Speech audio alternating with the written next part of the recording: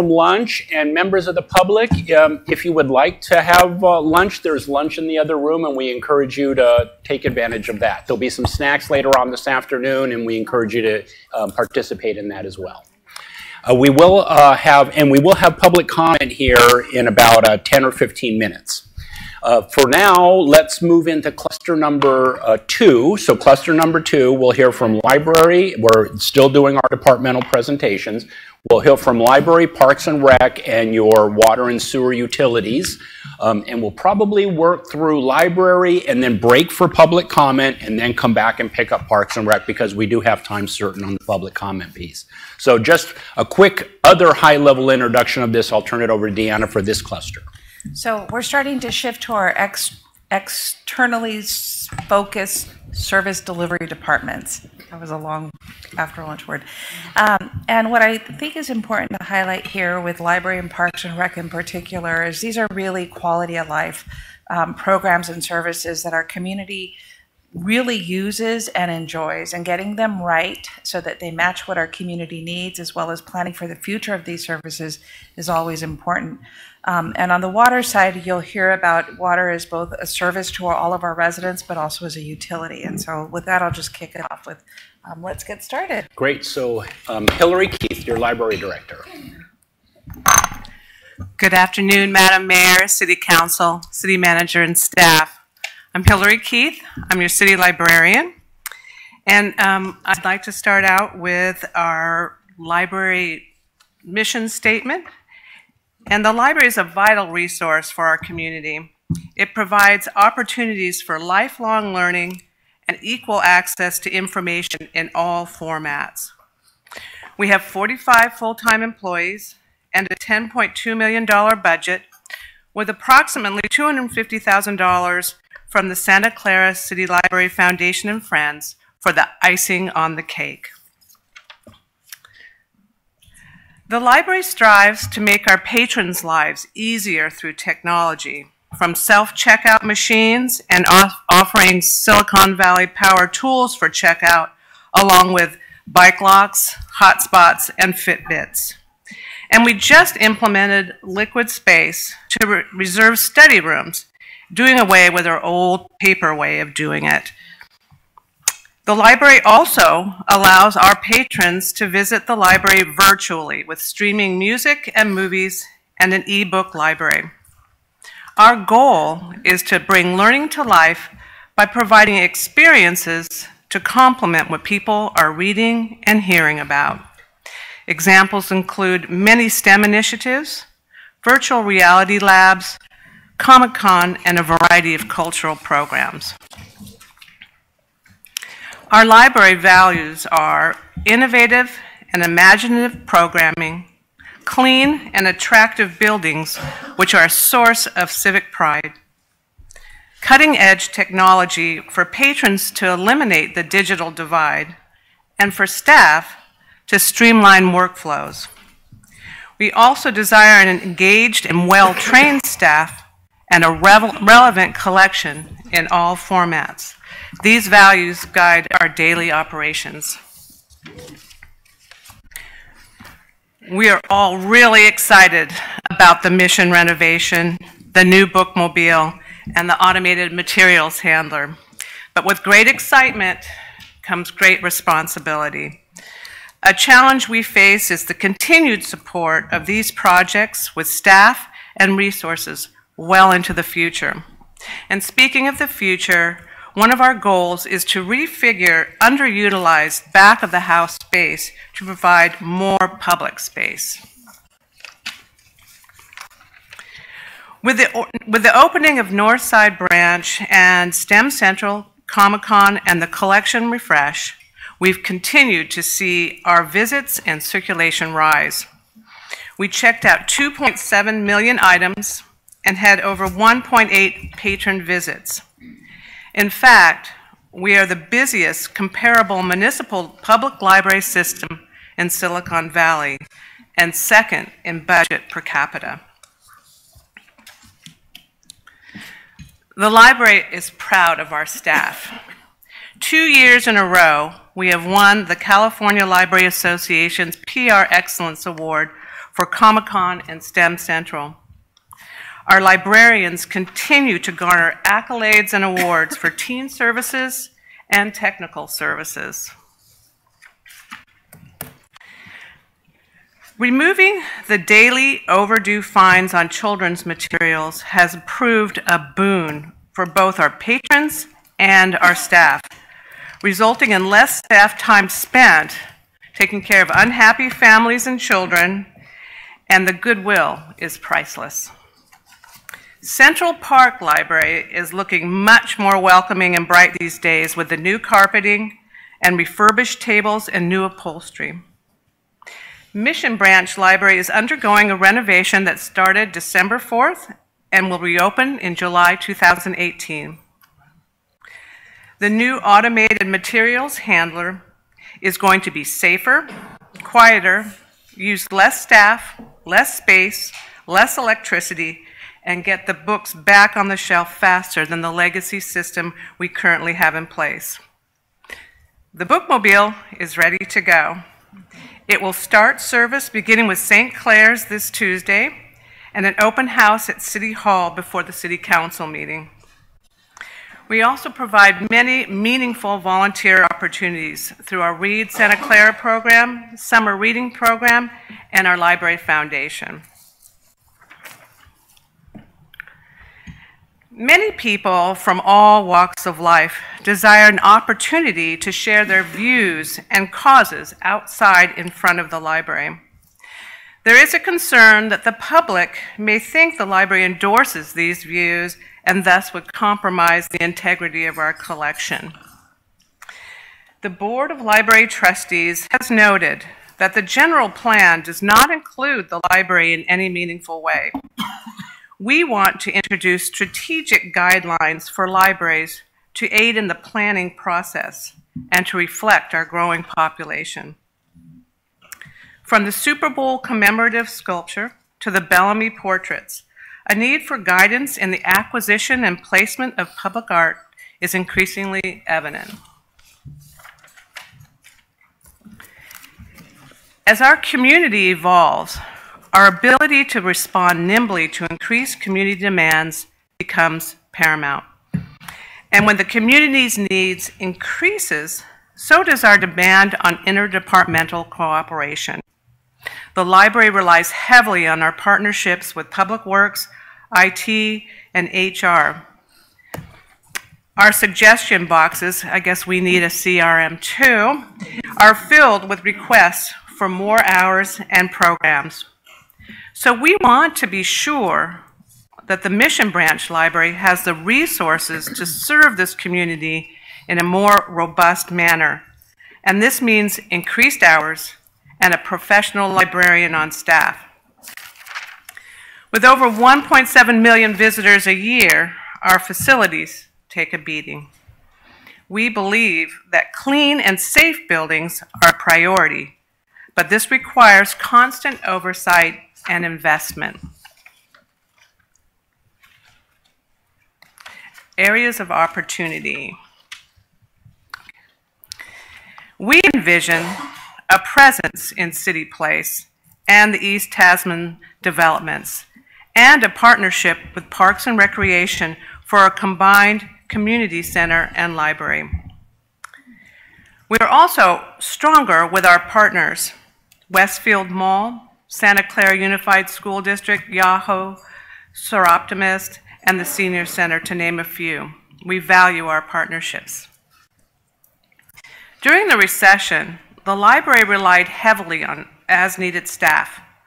This has resulted in less engagement, more turnover, and inefficiencies. We want to fix that. The library has embraced the immigrant population by offering English as a second language conversation clubs and book groups, and also partnering with the city clerk's office to provide a pathway to citizenship. Over 70% of Santa Clara's population has a bachelor's degree. Their need is not so much for education as much as increasing their English language skills and creating community. Our automated materials handler, output vouchers, and outsourcing materials processing are ways we are able to get the books out to our customers in 24 hours rather than the 2 weeks it used to be. So in summary, I realize our goals are lofty and capacity and resources will continue to be an issue. But libraries are committed to respond nimbly and thoughtfully to what the community wants as it grows and evolves. Thank you. Thank you.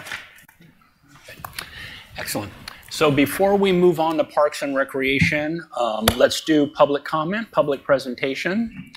And Rod, did you have some cards for the mayor? I have one card. Very good, excellent. Vince Cantori. Vince, would like to come forward, please?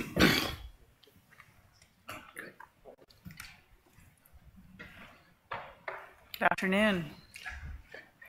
Good afternoon, Mayor, members of the council, city staff.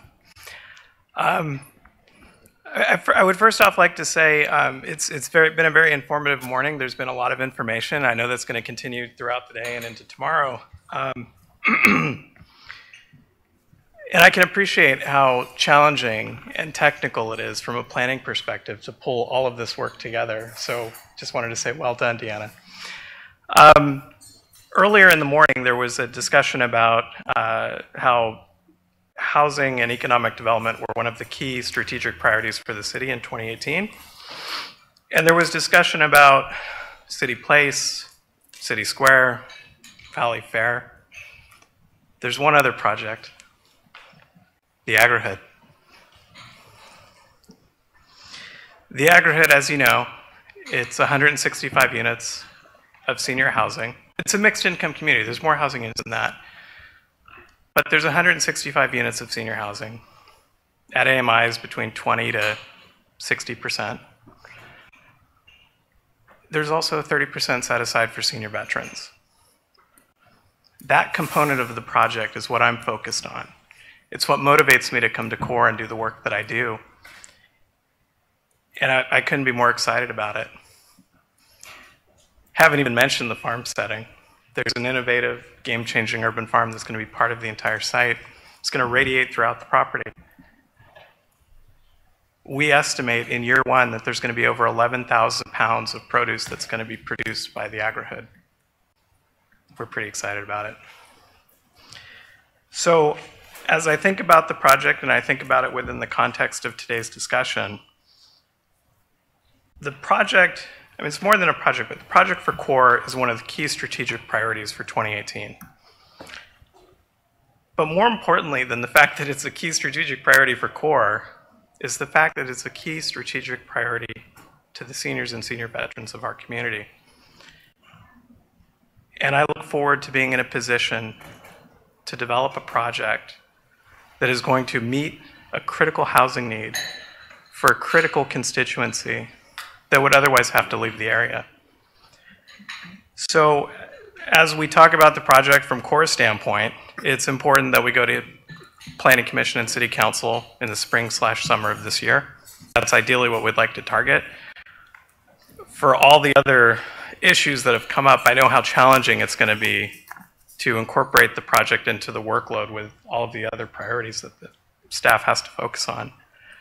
But that's what we're targeting. And we would hope that you would hopefully agree with us to move this project forward. Thank you. Thank you. I don't have any other cards, so if there's other members of the public that would like to speak, please come forward.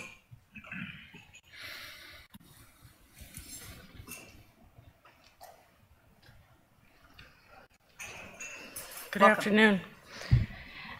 There was, at some point when Deanna was speaking, I guess I first have a request. I would hope that we'd have more public input, more interspersed, because it makes a lot of things that have to be said, and larger things to be said because there's a larger gap. So that would be my first request.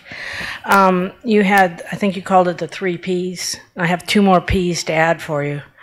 I think we need to talk about priorities when we talk about what kind of projects we need to do, and also the price. So I think we need to start talking about trade-offs of what we're doing and what the costs are when we talk about projects. And I think we need to generally look at, I think one of the things we need to have is a general auditor that also does part of the risk management. I think that's a real hole we have in our staffing that seriously needs to be looked at. Nobody really knows who's doing what it's costing, and where those efficiencies are not being taken care of. Another thing that Deanna brought up was having downtown revitalization ready for closed sessions. I think we have too many closed sessions already, and I really question why those are being done in closed sessions.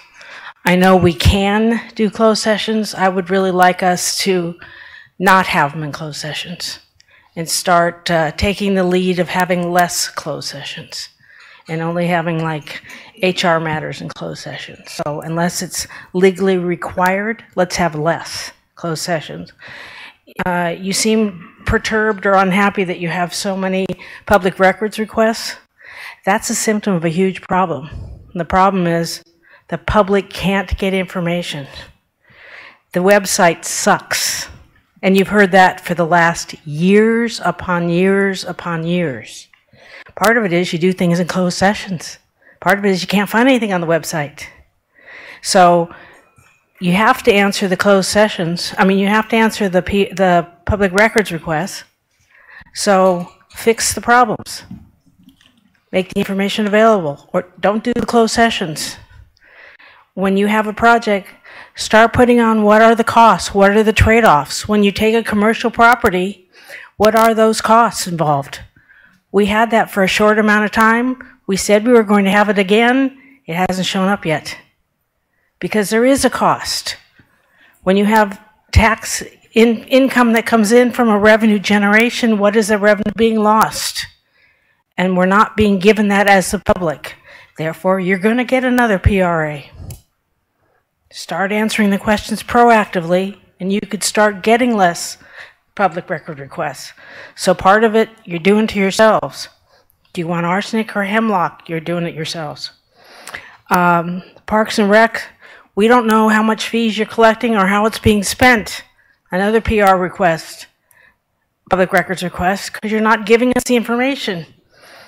Pension problem, what's being done to fix it? Is that being negotiated out? Still don't have that information. There's another request that's been made, haven't gotten the answer.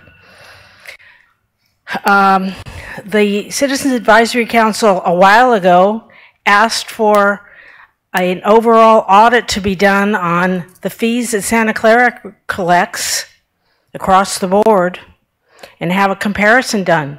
We were given a commitment that that would be done. Never been done. Thank you, Debbie. When are we going to get that, or does that take yet another? Debbie, can you wrap up? Another thing. Sure, I'll be happy to. And the other thing is, I think we really seriously need to look at modernizing our people when we start modernizing. When you talk about needing facilities, I think we need to quantify what that is. The days of the closed door office are gone. Thank you, Debbie. They're all going to be in bullpens too. Thank you. Thank A you. good job on the materials. Appreciate it. But please change the colors. You can't read them. Thanks. Anyone else? Please come forward.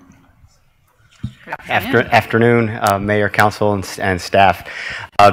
I really just one thing to share, and that's hope for as a priority, that there is the spirit of collaboration as a priority for this council and the city. With the City Place Santana West lawsuits behind us, I hope that we can really look to our partners and community partners and city partners to look at regional concerns in the area, whether it's with VTA or Caltrans or our own highway systems and how these expressway systems can connect each other, and look beyond our city boundaries and make it a priority for this city to provide leadership on how the regional issues affect the region, not just our city boundaries. It doesn't really matter where those boundaries are. If you're on one side or the other, we're still experiencing the same challenges and circulation and mobility issues. And just to echo what Vince mentioned before, the Agri-Hood, I hope that you see as your equivalent of a signature project here in this city, and that you hold you have very few sites where you can do something like this. City Place is one of those. That's going to be probably the crown jewel of the region when it gets completed. But from a kind of at a human scale project, a project like the Agri-Hood that really engages community, creates a sense of being, a sense of place, and really embraces the technologies and the scales that we need to be successful here in our area, especially in that area. I hope that you will support CORE in moving this forward, but also support the level of density necessary for a project like this, and not get not be so comfortable in saying, well, we're just going to keep the status quo a little bit, and we're just going to move the needle a little bit. Let's move the needle. Let's make this actually move, and set an example, and really show the region and show Silicon Valley what Silicon Valley can do with land use innovation, and Santa Clara is going to be leading that way with the dozens of projects that you guys are working on. So I'm very excited and optimistic for 2018. Thank you very much for letting us speak on behalf. Thank you, Mr. Rotan. Anyone else? Please come forward. Good afternoon. Good afternoon, everybody. My name is Mary Grizzle. You can, yeah. Does it come? Yeah, perfect. Thank you. My name is Mary Grizzle. I'm with Reclaiming Our Downtown. This is my first time attending one of these meetings, and I am super, super impressed with what's being done and how it's being done. And I just wanted to say I appreciate each and every one of you. I can't talk about reclaiming our downtown because every time I do, I wind up crying. So, but other than that, I wanted to let you know that you guys are wonderful. And I really appreciate everything you do for us. Thank you. Thank you, and thank you for participating. Anyone else? All right. Okay. Very good. Okay, so we'll have we have one more public comment period coming this afternoon at 4 o'clock. So we'll be speaker cards available, obviously, for that public comment period. We are going to pick back up on department presentations, and we'll move to Parks and Recreation, and your Parks and Rec Director, Jim Teixeira.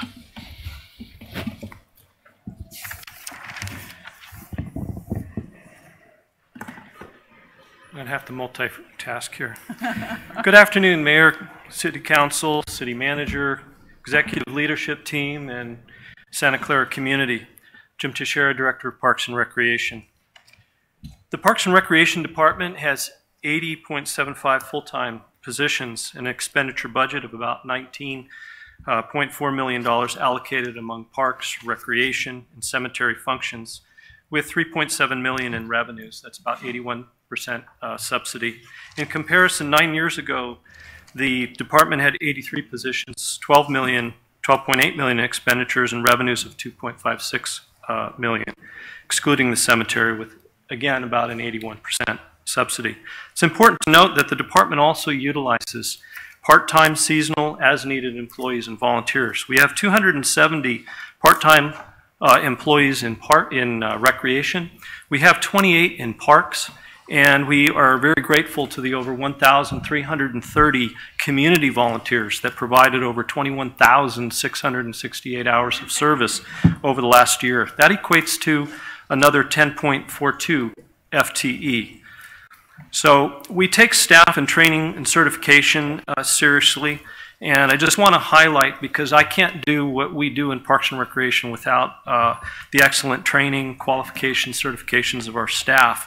We have two certified ISA certified arborists, one master arborist and one municipal arborist specialist. We have 35 lifeguards and certified swim instructors. We have 40 certified pool operators, 3 aquatic facility operators, 5 certified playground safety inspectors, and 4 South Bay water recycling quality supervisors, 35 qualified applicators for IPM, and under the supervision of 1 certified pest control advisor.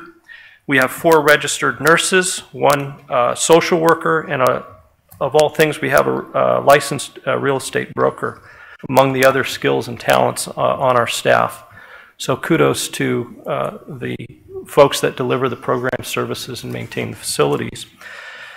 The department is actively planning and working on the development of new parks and recreation facilities to ensure that the parkland standard of 3 acres per 1,000 residents is maintained. In 2016, the department completed 5 residential housing development project reviews, and in 2017, the number reviewed increased to 17. Currently, the additional park acreage and active projects being developed by the city right now is 48.3 acres. That includes Central Park Annex, San Tomas and Monroe, Reed and Grant Streets, and then with the upcoming City Place project, not the parks that they're delivering, but the large 35-acre park. The amount community park. The amount developed through parkland dedication from approved new housing projects under construction is almost 8 acres at 7.965.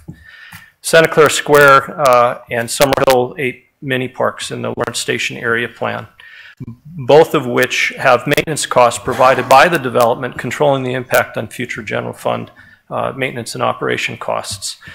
And they are at various stages, other projects, park projects at various stages in the pipeline.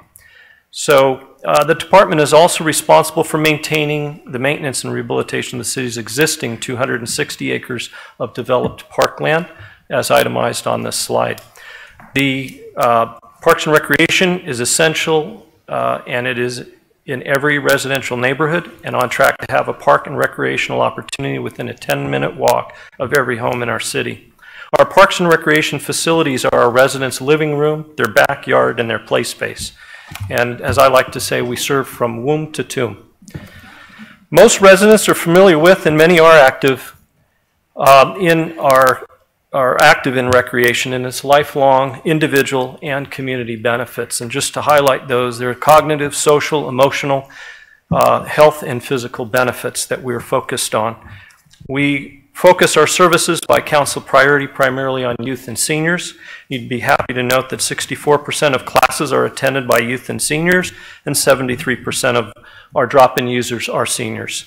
A few other service highlights by the numbers. This past year, we had over 26,000 individual class registrations, 1,028 resident members at the Yak and Teen Center, 261 picnic reservations with over 20,000 reported attendees, and 175 field use permits for sports with over 46,000 participants.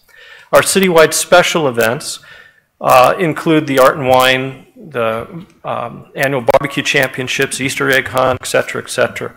All of these are supported by youth, senior, and Parks and Rec commissions, and we manage many collaborative contribution agreements, such as those with the school district, West Valley Mission College, and others, such as the Healthier Kids Foundation.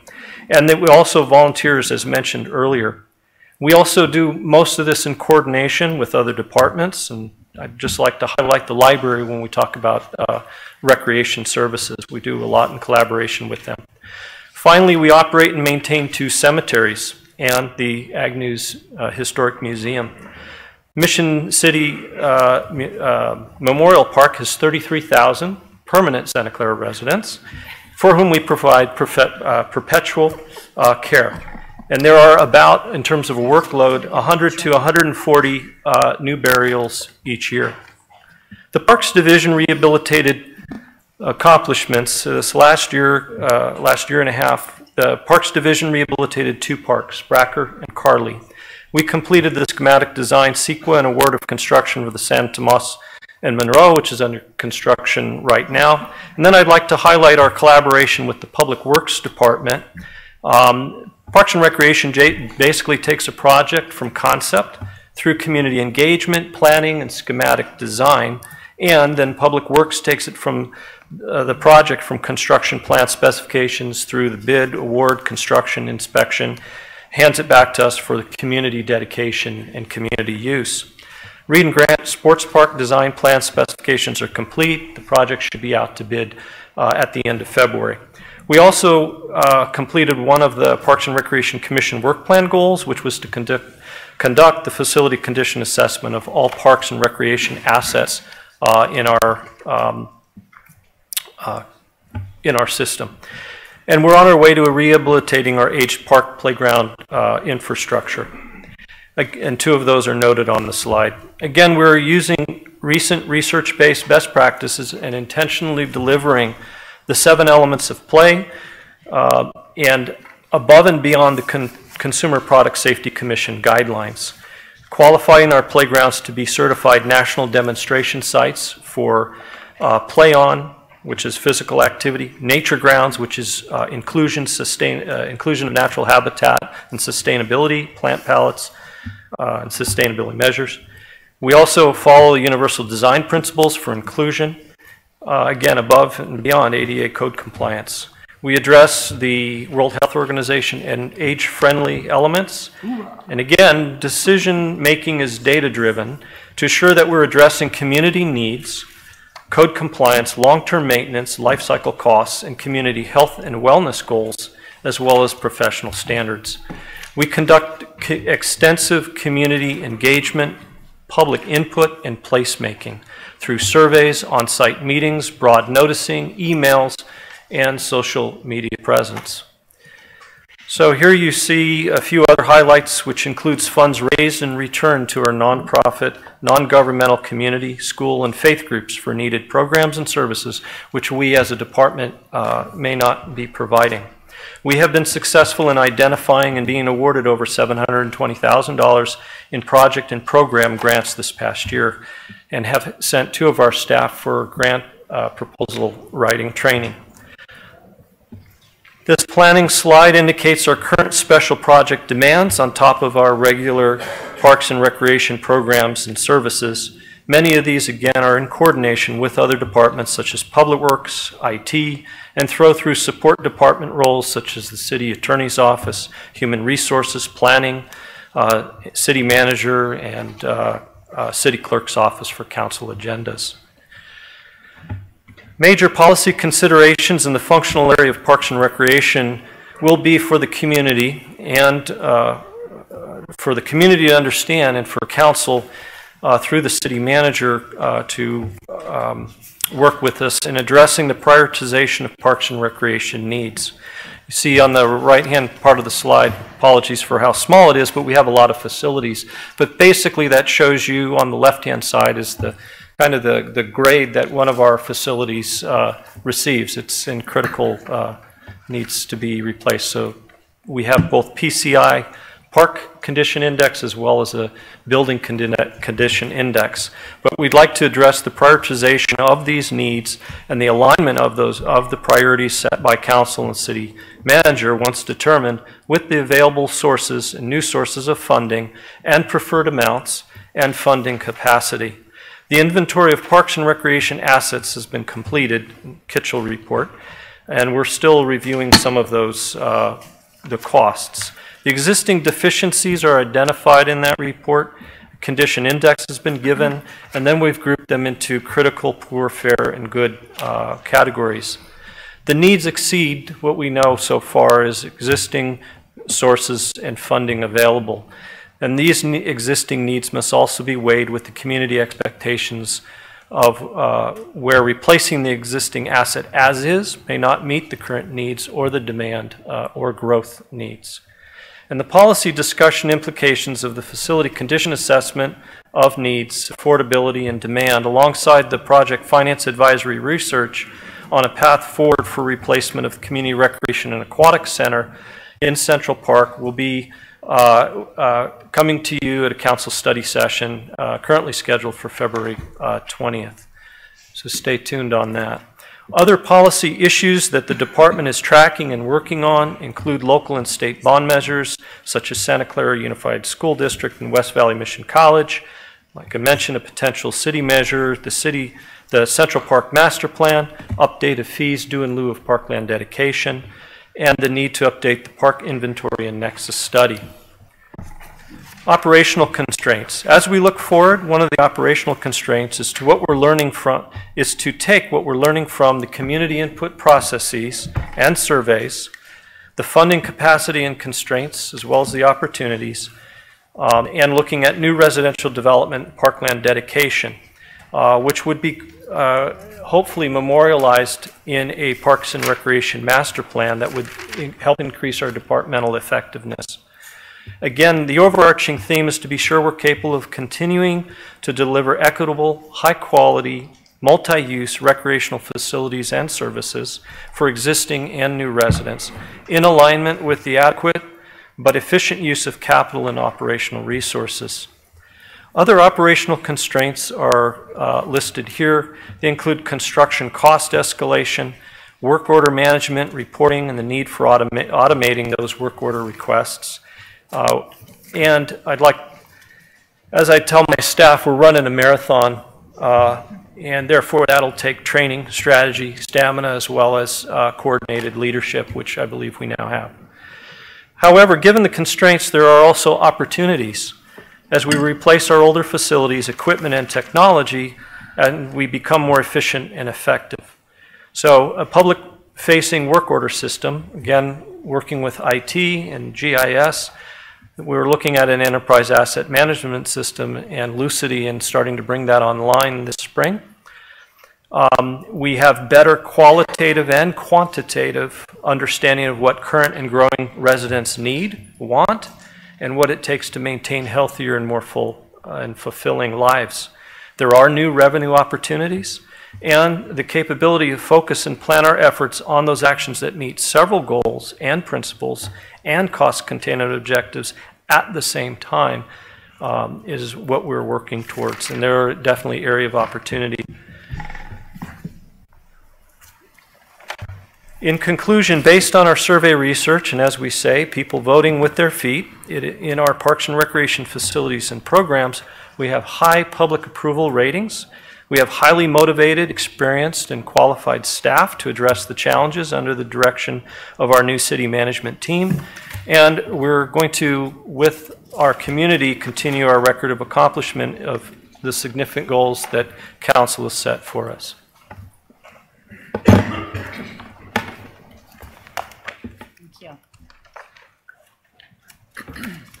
Excellent.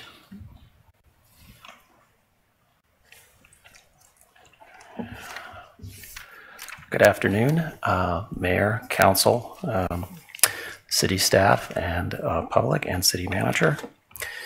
I'm Gary Welling, Acting Water and Sewer Utilities Director, and I'm excited to talk about the water and sewer utilities. Our existing resources include 73 full-time employees. We have an engineering, administration, water construction, and sewer crews. Our employees are split here at City Hall and out at our Martin Avenue offices. We have a budget of $113 million that includes both operating and capital costs. And we also have a number of as-needed folks that help us with the day-to-day challenges. Our service delivery and customer highlights. Our mission is to deliver dependable and helpful supply of potable and recycled water. We deliver to 123,000 residents. That's the residential population, but daytime is really around 250,000, and we deliver 18 million gallons of potable water per day.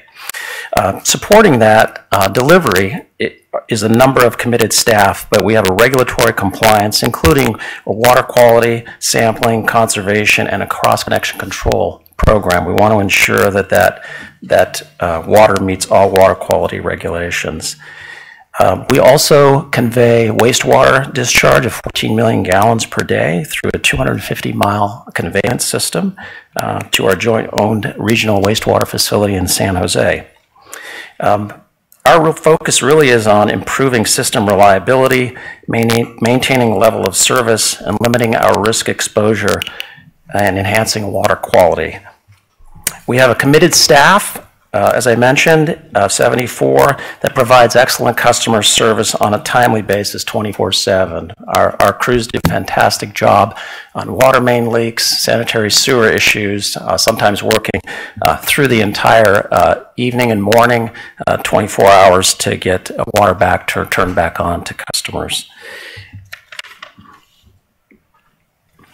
Some of our accomplishments in the past year, we do all of our own design and construction of water main installations. We've got 335 miles of water main, and we like to be on a 100-year schedule. for replacement of that water main. This year we did, our goal is about 2 miles, but we did close to that. And the focus is really to focus on the risk of the water mains. We currently are doing residential water main replacement, and the crews continually work on that throughout the year. We also have constructed a 2 million gallon water tank located at our Martin offices in the corporation yard. That has helped us with operational flexibility and supply. We've also collaborated with the city of San Jose and Sunnyvale. We've got very many strategic partners in the area, but we've installed 2 water interties. Those were designed by our in-house engineers. Both of them are currently online, and they really do help us with operational flexibility and emergencies for both San Jose and Sunnyvale and Santa Clara. We are in the process of CCTVing all of our sewer collection system. We have, as I mentioned, 250 miles. We're about a third of the way through. This past year, we did 167,000 linear feet, majority of which is done by our in-house staff. We've implemented, I think, an innovative banding technology. The city manager was talking about efficiencies, and we're glad to have that support now. But this is something very innovative that staff picked up on, and we are saving about we're saving $750,000 a year, close to $1 million, because now when we have breaks or leaks in the sanitary sewer system, we can insert a band, close off that leak, and we don't have to break the pavement, we don't have to dig up the street in front of homes, and so it's much less disruptive and much more efficient and less costly. Other accomplishments include implementation of our computer maintenance management system known as Lucity that was mentioned. We have a very successful implementation. We have workers that actually use the mobile software and hardware in the field, iPads and such, and we actually can send work orders to the field staff. They don't have to come back to the yards, we don't have to call them. We're trying to eliminate paper, and they can actually get the work orders in the field, respond to the issue, and close out the work order. We've tested over 3,300 backflows at 23 sites. This is called the Cross Connection Control Program. What's unique about our city is we actually do all this in-house. Most cities have testers that come out and test for the cross connection and send in the reports.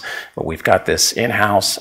We are using Lucity again and working with the IT staff to ensure that all of this data is captured and all the results are captured so we can do the reporting and look at different metrics.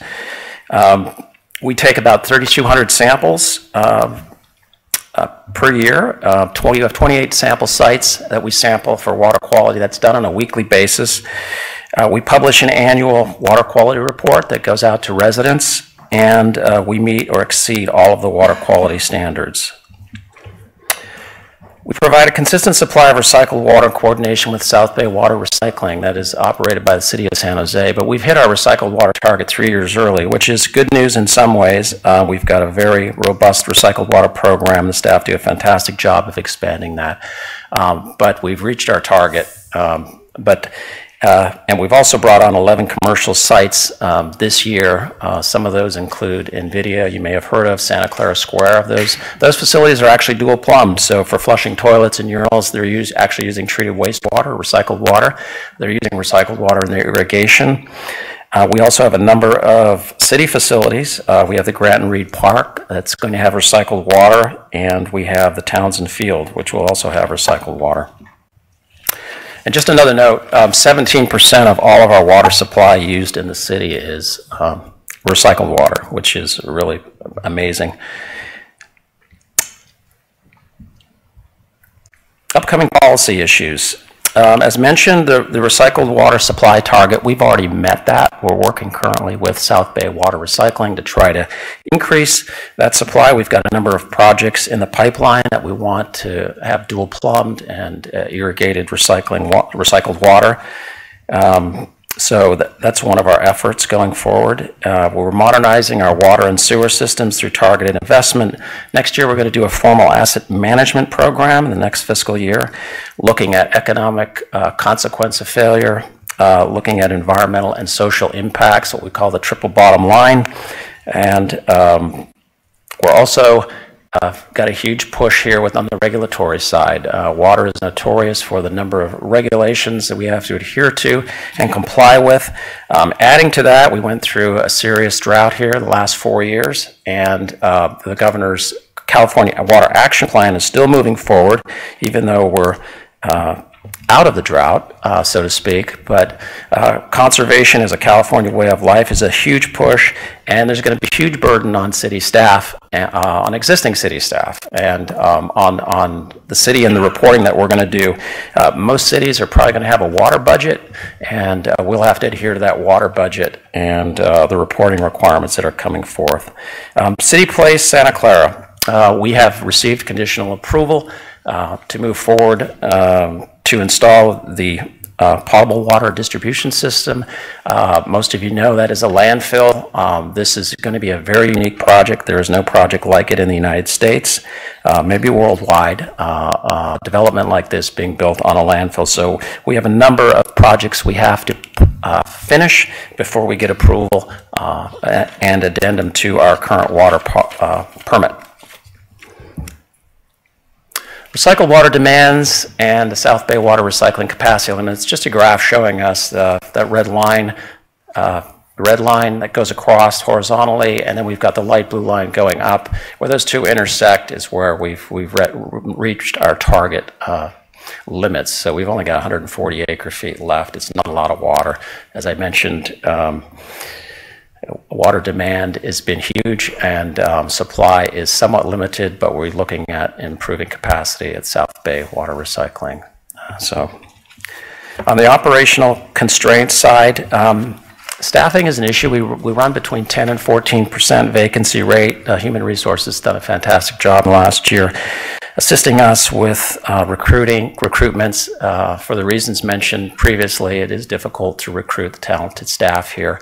But we've done a pretty good job in the last year hiring 15 key positions. We do have some of the same challenges with space constraints. It seems like we're on top of each other. Our customer service center at City Hall is actually almost directly in the offices. So when people come in from the public, they're directly in the offices, and it would be nice to have a larger space to do our work. We also have a separation of our staff. We have staff in trailers at our corporation yard because we can't accommodate them at City Hall, so that collaboration sometimes is lacking and is sometimes a challenge. Aging infrastructure, I think we're doing better than most cities on the water side. The sewer side is in really good shape, but it's a focus for us. We're targeted in our approach with our CIP program. Rate increases by wholesalers. This is an area of concern. We get 71% of our water from the district, and we want to ensure that they keep their rates at a minimum. In the last 15-16 fiscal year and 16-17, they had increases of 20%, and we have to pass through those costs. But we're working with the district to ensure they keep those at a minimum. Keeping pace with new development and plan checks and service requests. It's a huge burden with existing staff. There's a lot of new specific plans mentioned in these presentations. But just as an example, every time a new development comes in, we have to do fire flows in the field. Last year we had 17 fire flows. This year we've got 94. So it just shows you the difference in the workload. And then funding constraints related to stormwater pump stations we've gotten through last year, which was a 25-year storm. Did very well, but there is a funding need there for the storm drain pump stations. Many of those pump stations need refurbishment. Looking at the Gantt chart, most of these projects are new, with the exception of our water main replacement and our assessments for repairs and sanitary sewer. The hydraulic model upgrade is really it's going to be an efficiency because if we get this model going, which we're in the process of doing right now, we've hired a consultant. Once that gets online, we'll be able to do our modeling. When a new development comes in, we'll be able to look at if there's issues with we need to upsize the piping, or there's capacity issues, and we will not have to go out and do, for example, flushing of the hydrants. We have the fats, oil, and grease implementation. It's a program we're taking over from City of San Jose that started January 1. We are new well feasibility. We've got 26 wells in the city. Many of them are old and failing, and we've got feasibility studies at hope to do 2 new wells in the city, and we're looking at 5 other sites for feasibility. Sarah Tank rehabilitation, we have 3 large tanks that store water over on Lawrence Expressway. Those 3 out of 7 are the 3 that are left that have to be refurbished, and that's going to be a major undertaking also. Just a plan checking summary chart to show how plan checks have gone up. Our engineering staff, we've seen about a 22% increase in plan checking, and we're doing that with, as I said, existing staff. Areas of opportunity. We're looking at, I mentioned the CMMS, but we're looking at working with IT to completely switch over our CAD maps to GIS and try to do that in the next 2 years. It's very important to have accurate GIS maps. We'll be able to use those maps in the field electronically, make changes in real time, and utilize those GIS maps for our hydraulic model, which is really important. Innovative maintenance practices. We are also looking at advanced meter infrastructure that Angie mentioned, our finance director. We have about 1/3 of our water meters that are radio ready for AMI. So we're prepping for that. Leak detection, there's a lot of new technologies now where you can actually remotely verify leaks in the system. So we're looking at testing some of those new technologies, and I mentioned the sewer banding. We are doing a lot of collaboration and strategic planning with internal customers. We are collaborating with SVP on our SCADA network, which is really software and hardware that actually will allow us to read and monitor 41 remote sites. SVP has a very good system in place, so we want to share those resources if we can. We're also collaborating with SVP on our fiber optic installations at our 40 sites. Public Works has been a great partner on a strategic partner on our capital projects, delivering on those, and also the maintenance of our storm water pump station. And we're also working closely with community development on all these specific plans and water supply assessments. CIP projects, this is just an overview of our current budget. We've $44 million in projects in 17-18, and our 6-year forecast is $232 million, the majority of which is really the regional wastewater facility that's owned by the City of Santa Clara and San Jose. And then just in summary, adequate reserves and funding. We've had some challenges with the water reserve funds. They are actually back up to where they should be, which is really good news. We hope to keep them there in a drought situation. They're definitely come under pressure because revenues drop off, and that's something we'll need to monitor. The infrastructure, as mentioned, we're focused areas for improvement so we can maintain level of service. Sustainability, we're looking at water supply, working with our partners at the district, South Bay Water Recycling, and San Francisco Public Utilities. And we want to continue our customer focus and provide, as I mentioned, the level of service. Thank you. Very good. So that takes care of cluster 2, and we'll now open that up for council for questions, reactions, responses. Yes, Councilmember O'Neill. I have a rather specific question. It's because I have a community member who's been asking me repeatedly about it. And it has to do with, I guess this is a joint question for Director Teixeira and for Gary, about lead testing. And I know there's some new laws in effect, and I know we've done rigorous testing, but in terms of like when water is delivered like to our park facilities and, you know, families are drinking from the water fountains at the parks and, you know, whatever that's coming through, are we confident that the water that we're providing everywhere, particularly in our public facilities, meets the standards for lead contamination? Correct. So we do our own lead testing, copper and lead testing. There's a copper and lead test rule So all of the water that enters buildings complies with and is below those federal state standards. There is new legislation that's come about for lead testing in schools, and we've prepped all of that work. We're waiting to hear from the schools themselves. We have the sampling plans ready to go, and that will be specific and targeted sampling of lead at fountains, primarily. The schools will actually have to decide where they want the water sampled from. We will actually do the sampling and assist them with the sampling plan and then give them the results. So that's probably something that's going to happen hopefully in the next couple months. But we are reaching out to the schools. The Department of Education has already notified the school systems, and they have our information. So we're just waiting for the green light to get going on that. And so one of the things we'll try to do is we'll try to include some sampling of fixtures at the parks and some of the public facilities too, and expand our approach.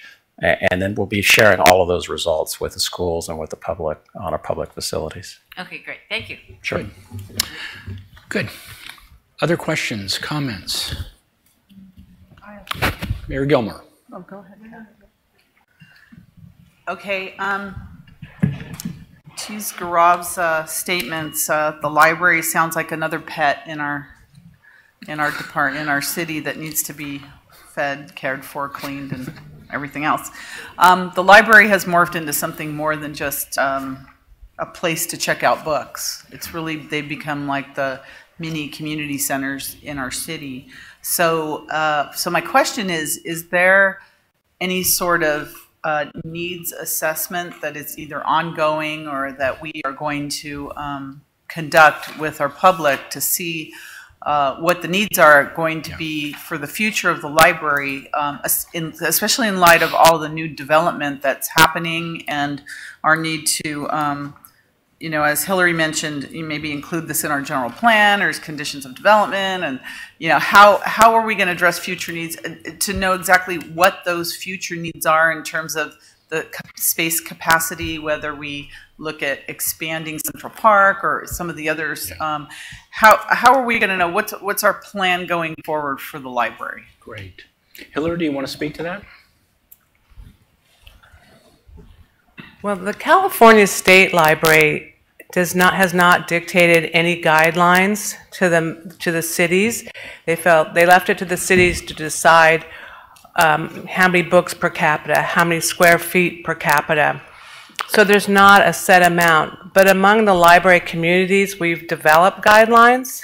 And so it's 1 square foot of library space per capita. And we're just inching over that. But if you look in the general plan for parks and recreation, there should be a park within, you know, so many miles of every neighborhood. Well, libraries don't walk, I heard. To walk, 10 minutes walk. So with libraries, there isn't that same criteria. So we're just sort of in the dark here. So I'd like to develop some guidelines that we could share to help us with our growth and serving the population. City manager, is there any way we can, you know, poll our community, do something as to what our needs are just for the city of Santa Clara? I was going to suggest that there are opportunities through our online Peak Democracy or Open City Hall. I'm trying to go by what its formal name is. Open City Hall. We could query the public and find out. I think the issue is incredible because that is where we can offer a lot of direct tailored services, whether it's makerspace or I've talked before in other organizations of libraries in the parks where it's easy to convene people and push out, not worry about the facility itself, but push out information, but also look at digital services of what we can offer more online so that people have easier access to.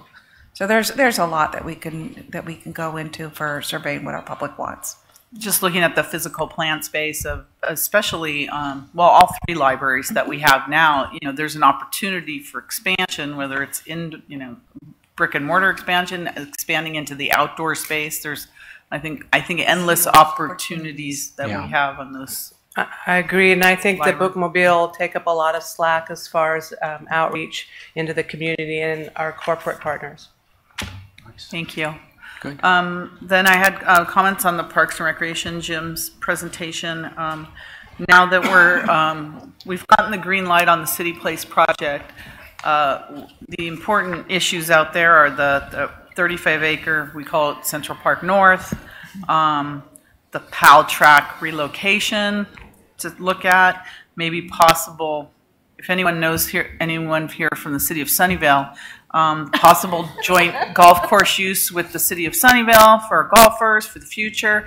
You know, those are the kinds of things now that this project is moving ahead. Those are the types of issues in the upcoming years that we're gonna have to address, and I want to make sure that's on our work plan, and it's before us now since we haven't really spoken about it for about a year and a half. So I just wanted to put that out there, and I'm sure you're thinking about that as well. And then the idea of the parks that we've done recently as part and parcel of the developments that we've approved. The developers are actually building the parks and going to maintain the parks as well for the city. Is that what we should be looking at going forward? Because we have a tremendous amount, especially in the North Santa Clara, some of the new developments coming forward. Are we going to look at buying our own land and developing parks, which is so expensive for us? Looking at putting them as part of the development, especially when there's a fair amount of acreage there, and having the developers maintain them for it? I mean, are we looking at a combination of all those things? I don't know if you've proposed anything, or is that sort of the new trend of what we're looking at in Santa Clara? It's definitely the new trend to have it built out as part of a development project, and also have the developer carry the cost. But we do have some remaining parks that we will continue to have to provide for, as well as the 30-acre park that we obviously need a lot of planning for in order to bring it online. Right. I know we have a tremendous amount of work to bring our existing parks that are 30, 40, 50 so we're plus in both years businesses old. at this point.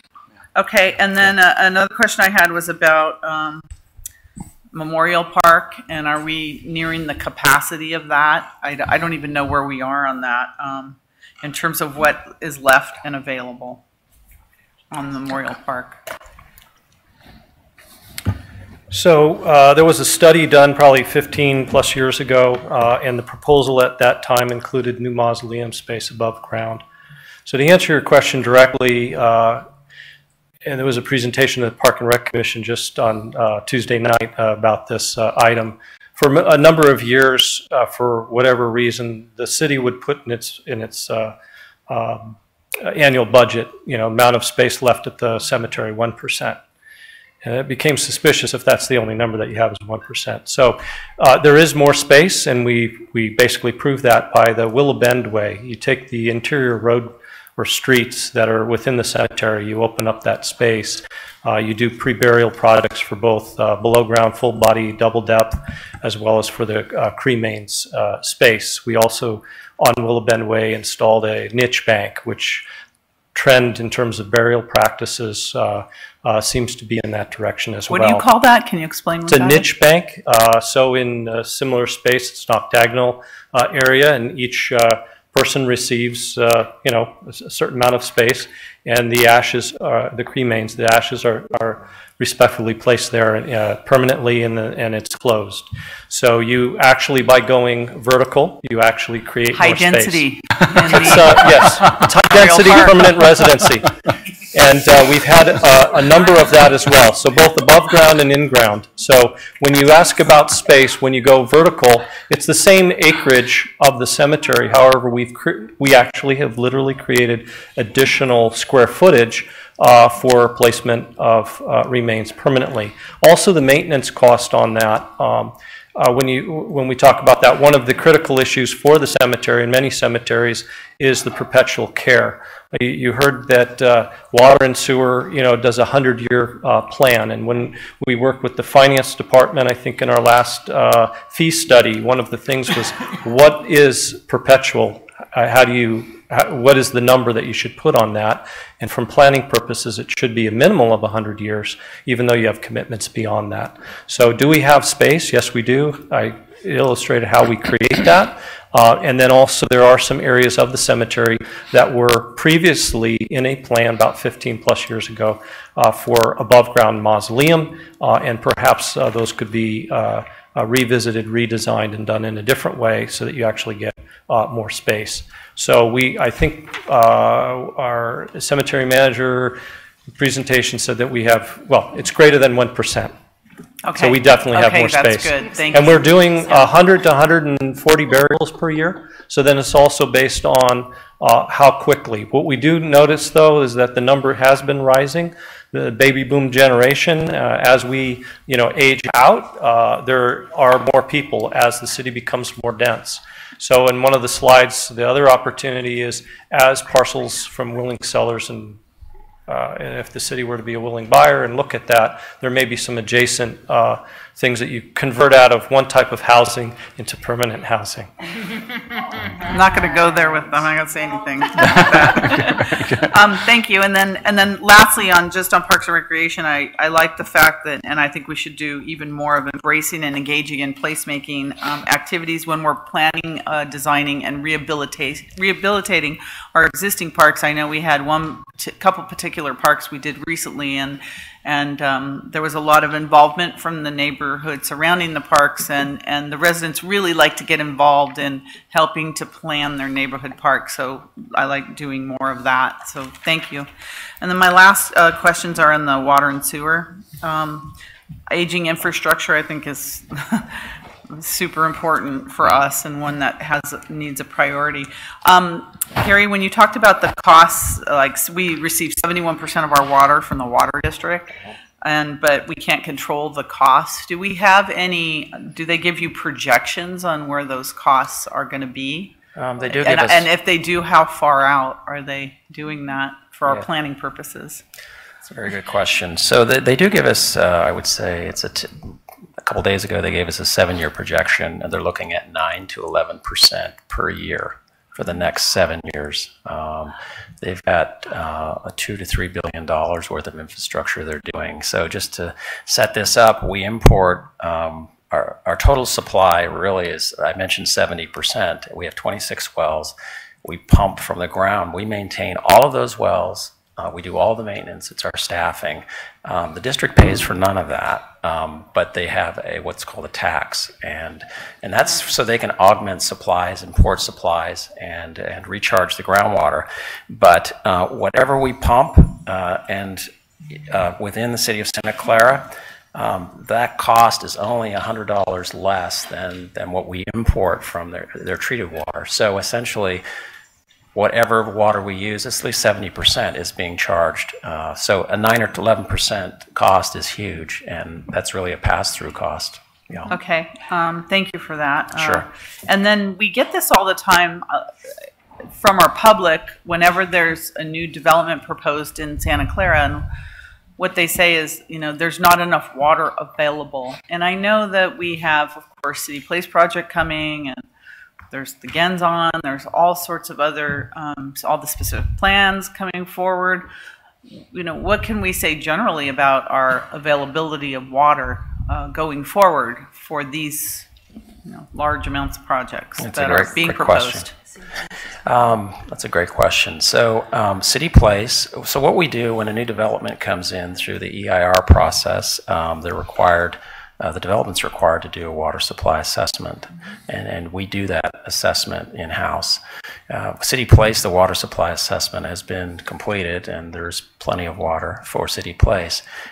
We think we've done our urban water management plan, which looks forward to 2040, and we have enough water. The question mark will be if we have severe droughts. There could be some challenges, but based on ABAG forecasts and the general plan, things look pretty good. But what we need to do each time we have a major development, we've got to do a water supply assessment. But overall, things look okay now. I had mentioned the SFPUC. We are not a permanent customer. If we were to have a severe drought, the potential there is we could have cutbacks. We would be the first of 26 agencies, including San Jose. We're the only two cities that aren't permanent customer, and that really dates back to 1974 when there was a lawsuit, and apparently Santa Clara and San Jose weren't part of that permanent customer status. And so we've been trying to become permanent customers, but we're in the process right now of doing a 10-year agreement with them, so going forward. But, you know, we will see going forward, but overall, right now, it looks good. Okay, and then my last comment or question, I don't know if it's you or the city manager, how much oversight is your department going to be required to do on the City Place project, considering the complexities of the water issues and the complexities of that project being on top of a landfill? Do we look at outside consultants, or is this going to take a major part of time in the water department? And it may be for both water and generally speaking amongst other departments in the city as well. Yeah, let me start. So first of all, City Place is going to touch almost every part of this organization in order to deliver on the project. But with respect to water particularly, we have to be able to report and get clearances from water regulatory agencies. And so it's both what we have to do in-house in order to assess risk and the level of compliance with water regulatory agencies, but other agencies have to provide the clearance for us to get the go-ahead. And what I think is going to be important, because this is a unique project, is that when we do bring information forward to council, we highlight that in terms of here's a point in time when we are successfully getting through these regulatory processes, so that you know what milestones we've reached, or which ones we've passed, or which ones may be delayed. I just think for our benefit and the public's benefit, if we really understand the type of impact on our staff from this project, so we can help you manage what's going to hit our city. And I'm sure the revenues we're going to all appreciate when they start rolling into our general fund from that property. But in the meantime, there's going to be a lot of work to be done. We're anxious to talk about that, and we have some slides for tomorrow, but what we'll do is we'll revisit them. So we may want to bring forward some estimated capacity that we need to invest in the organization through our development agreements and conversations with the developer, so that we can deliver on this project. Thank you, and thank you, Gary. Appreciate it. That's all Very I good. have right Thank now. you. Vice Mayor Watanabe. Can I just make one last comment? I'm sorry Yeah, about please, that. and we'll go to the Vice Mayor. On the water thing, first of all, I wanted to say, I neglected to say that I do appreciate all the work that's been going into the infrastructure and doing the testing and a lot of that. And in terms of the efficiencies, like Gary mentioned about the rate of recycled water that we're using, I mean, I think for the future, we just have to it's double, triple down in those areas, whether it's recycled water, whether it's the tertiary plant that, that we're partners in, with the Water District in San Jose, looking at what countries like Australia have done in terms of, and Israel in terms of water conservation. And I think, one of the things I know people complain about density housing and things like that, but that type of housing uses a lot less water. And the fact that you're talking about double plumbing, I mean, those are just going to have to be the way, those almost have to become the standards that, all of these developments are going to have to be like that. We're all just going to have to treat that water as it's, valuable as the whiskey that we may want to mix it with, or something like that. You, Teresa, you? What? New information. I was just hearing about some guys. There's a movie coming out, and the guys that went into Afghanistan, the first ones, but now they're they have a bourbon distillery, and their T-shirts say "Make whiskey, not war." Yeah. So I just wanted to toss that out. That I think that part of it, when we really think about going forward, is how can we lead the way even more. When I tell people the kind of amounts of recycled water that we use in Santa Clara, they're like, "Wow." But I just think that we need to, like I said, learn the best practices from places like Israel and Australia and some of these other places. Great, excellent. Vice Mayor, you had some questions. questions or comments? Yeah, just some comments and maybe a question. Let's see, going back to the library, since that was our kickoff, I doesn't seem like we have any openings. Are all the positions filled at the library? No, in fact, we do have some key vacancies that we've sent our requisitions in. We've lost our teen librarian from Northside. She's moving, cost of living, program coordinator, and a retirement. So, yeah, we do have some positions to fill, but they're budgeted and they're in the works right now. Once again, HR has stepped up to the plate and is helping us fill those key positions. Well, I know that's a tremendous loss to the Northside Library. Angela's did a phenomenal job out there with the teen program. But again, you know, I'm so proud of our city and the, you know, just the resources that, you know, we just make sure are available, and, you know, grateful to you that you're, you know, constantly looking, you know, at ways to improve the library to keep people engaged, and just hear that these services are, you know, just constantly improving. And I know I requested some books from the Central Park Library and find them out at the North Side like within a day or two, and so it's just wonderful. I mean, just how everything is so accessible, and having the bookmobile come online, it'll be an extra asset definitely to the city. So thanks for the great job you're always doing out there, and to the Board of Trustees as well. Everybody does a great job. Thank you. Okay, let me see. There was when talking about I guess it's for the city manager.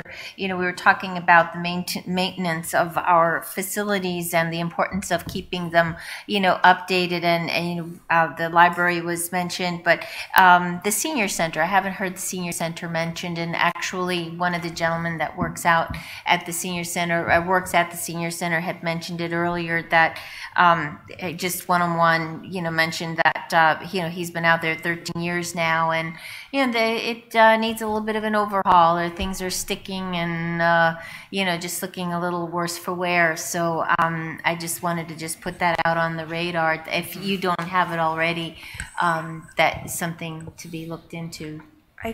Well, I'll ask Jim to come up and add additional comment, but this is an area where your Parks and Rec Department has served us well, in that they have advanced facility assessments and just better understanding the state of facilities within the organization. The senior center, I believe, is included. Yes, so the facility condition assessment report done by Kitchell CEM looked at all of our parks and recreation assets, put them into the two categories: parks and buildings. So the senior center is one of the buildings, and it is inside of a park, which is Fremont Park. So that's how it's being taken care of, and they have all the deficiencies and the general maintenance costs for over a 20-year life cycle. So we have that information. Again, that would be coming to you as part of this larger policy discussion coming up on the 20th. Thank you very much. Okay, and I'll make sure he knows that as well. Let me see. I guess just moving forward to the, just following up on the water issue. And Gary, I know we work, I'm getting to know all about water these days, and being with some of the committees that I'm presently serving on. But just as informational, you know, as we look to this area and continue to develop and add to it, is the city looking at putting in wells or putting in facilities to make sure that there's going to be water up in the north side more than what's needed right now as a result? Yeah, so we're currently right now, we have an allocation from SFPUC of 4.5 million gallons per day. We only use 2 million of that. So there's quite a bit of capacity in the north side. We are looking at improving the intertie with the Santa Clara Valley Water District, which is over by our Sarah tanks on the 280 on Lawrence Station. Increasing that intertie, and we're having discussions with the district that would allow maybe another 1.5 million gallons to come into the city on a daily basis. They have that capacity. It's just a matter of partnering with them and having them assist us with the cost of improving that intertie. That would help bring in water. Also, of the 26 wells we have, as I mentioned, we're looking at 2 new well sites. We're always constantly doing rehab. We just finished rehab of well 302 over the Caltrain station. And we're looking at 5 other locations as far as doing the feasibility for new wells. So the existing wells are constantly being rehabilitated, but we need new wells too. So we've got a program in place for that. We are unique compared with most cities, having the flexibility of having those 26 wells. Most cities don't have that luxury. Yeah. Thank you very much. Very good. Other questions, comments here from council? Okay, so we're actually running a little bit ahead of schedule, which is great. So let me check in with council. Do we need a break? We're scheduled for a break at 2:10. Do we need? Let's take 10 minutes. Is 10 minutes sufficient? 15. Okay. I'm hearing 15. 15. Okay. So I have 5 till. So let's reconvene at 2:10. 2:10. And we'll move into cluster 3. We have 20.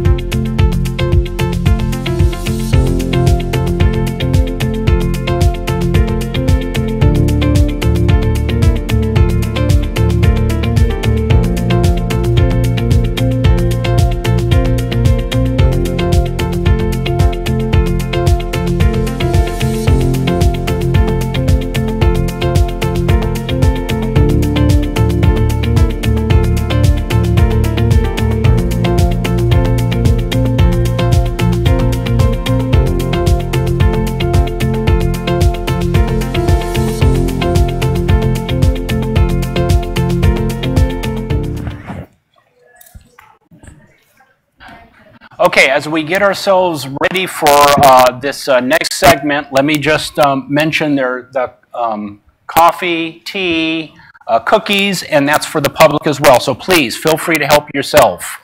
Yes, absolutely. Good. I'm glad you did. That's wonderful. Okay, we are moving into cluster 3 presentations, and we'll start with community development. We'll move to public works, and then Silicon Valley Power. So we'll have Andrew Crabtree, your community development director, kick us off. Good afternoon. Thank you. I think we're about 10 to 15 minutes ahead of schedule, so I'll try to get us back on track. Oh, no. No. That was funny. So the Community Development Department is made up of 3 divisions. The Planning Division has 2 key areas of work. One is that we maintain the city's long-term land use plan, and then also the policies that implement that plan. And then second is we review some selected types of new development, specific types of new development for consistency with those plans. The Building Division looks at almost everything that is built in the city for consistency with the building code, the state, federal, and local building code, and then reviews new development to make sure that it's built consistent with the code. And then the Housing and Community Services Division provides a variety of different programs that they administer within the community that provide benefits to our lower income residents. That includes rental assistance programs, housing rehabilitation programs, administering the new affordable units that are built within the city and making sure that those are delivered and maintained as affordable units. We have 4 code enforcement staff that are within the department, 3 attached to the planning and 1 to the building division. At the moment, we have about 15 vacancies of the 64 positions, so that's about 25% almost vacancy rate. But we're continuing to work on recruitment, one of the themes you've heard throughout today's presentations. Also mentioned that the Housing Community Services Division administers a variety of funds, so about $5 million in additional funding on top of the 15.1 that go through the department. So it may seem like the planning division spends a lot of time in front of City Council with different planning activities, but also we have a lot of contacts with the public outside of the council chambers. It sort of averages out to about 50 interactions a day that we're open with the public in different types of, just whether it be information or through permits that we issue and so forth.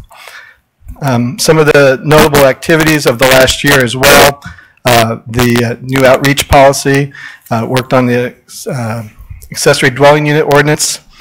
We worked through the affordable housing working group process, implementing the Lawrence Station plan, and then the placemaking series. So these are some of the activities of planning division. This sort of highlights where we are with long-range planning. And I had mentioned that up until about 2 or 3 years ago, we didn't have any staff that were assigned specifically to long-range planning. We now have 2 that have this as their responsibility. You can see where we are in the red oval that we have some significant efforts that are getting close to be finished, and we're really launching or about to launch a number of new specific plans. So there's a significant amount of work ahead of us that brings opportunities to better engage with the community and meet their needs, and also challenges in just making sure that we deliver all this work in a timely and quality fashion. Just to give a little example of what's involved as well, this is from the El Camino Real specific plan process that's underway, but while we utilize consultants to really help draft the documents, staff is very involved in overseeing their work, administering it, and we use staffing to really augment and conduct a lot of the outreach that we do in the contact with the community, and making sure that there are opportunities such as through our website we currently have open survey for the El Camino Real plan. The building division, this sort of summarizes core activities that the building division is engaged in. And the interesting thing to note here is that from 2013 to about 2015, looking at the value of construction activity that went through the building division is about a tripling in workload. So it's really a big ramp up. This is related to the economic boom. The economic boom started a little bit earlier, but it takes a while for that to translate into people actually building new buildings. And so that's a big part of why we're very busy in the building division at this time. A lot of what is going through that permit process is actually commercial activity, and the building division plays an important role in our economic development. But we also interact with a lot of our single-family homeowners and residents in the community as they go through that process as well. The building division also continues to have implemented various process improvements. And the first one I want to talk to is the permit tracking system. And you heard in finance said that theirs was from, I think, 2002 and updated in 2007. Our permit tracking system is from 1997, was updated in 2000, so a little bit more recent than that, but still very antiquated. Perhaps one thing we were talking about the internet security. We don't have to worry too much about people hacking into some of our files since they're stored in boxes in the basement. But still, it's something that we really need to improve upon, recognizing that it's not just about efficiency and being able to track things well, but it's also about customer service and being able to apply for things online, and also public access to information and being able to have it available through a web interface so that it really facilitates that. So the building division's been taking the lead on this. It's actually a department-wide system. And I mentioned that actually about a month and a half before I started working for the city, I already started meeting with our IT director and building official to talk about this because I knew it was a big need. And we're looking forward to bringing forward that in the next year and really implementing it. And then the building division has been doing other things, training, some reorganizational things to help improve the service delivery efficiency and quality of services provided to the community. The Housing Community Services Division, as mentioned, oversees services that are really focused on our lower income residents, and there's different types. There's our Neighborhood Conservation Improvement Program, where we provide assistance to residents, often older residents who are lower income, to help them fix up their houses where there's a real need.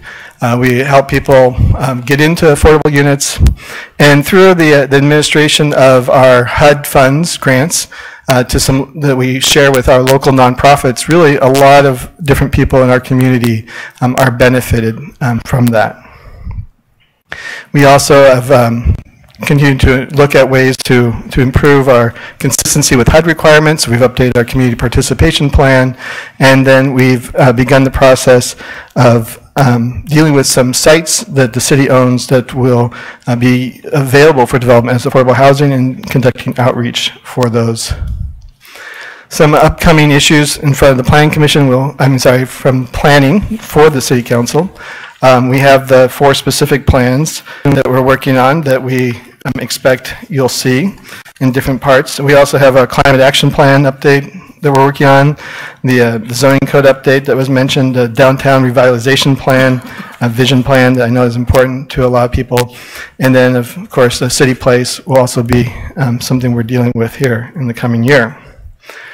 Housing will be continuing to monitor what's going on with the federal government and acknowledge that there's some uncertainty there, but we're ready to continue, and you will see through the regular process, the administration of the monies that we receive from HUD, the process that we go through on that.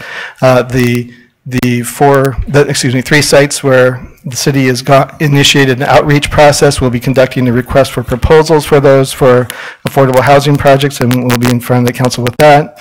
And then we'll also be working on different partnerships with affordable housing developers, and those can come to the council as well. So really coming later in the day, realize that we have a lot of common themes amongst our presentations, and one you've heard about numerous times is staffing and the challenges around recruitment and also retirement. Human Resources is a key partner for us in working through these processes as we really look to attract and retain people. But in this region, due to cost, the difficulty for people to move in, that you sometimes feel like you're in a very limited pool of talent that you're chasing after. Also in the construction industry, as the economic activity stays strong, we're competing with private sector for the same people. We also see that in this industry as well, there's an aging workforce, that younger people are not as interested in getting into the building trades and so forth that we rely upon to provide some of our staffing there as well. And just, a couple of recent examples, our planning manager, plan review personnel, both that we tried to fill.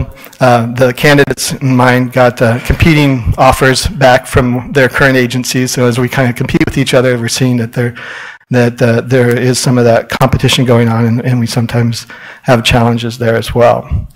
As mentioned by other groups as well, if we were able to bring all these folks in, we really don't have space for everyone, so that's going to be a challenge.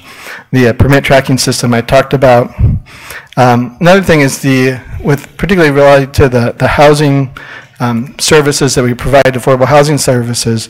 When the redevelopment agency was dissolved, we lost a lot of our funding model, and we've been in a process of rebuilding and restructuring the housing division.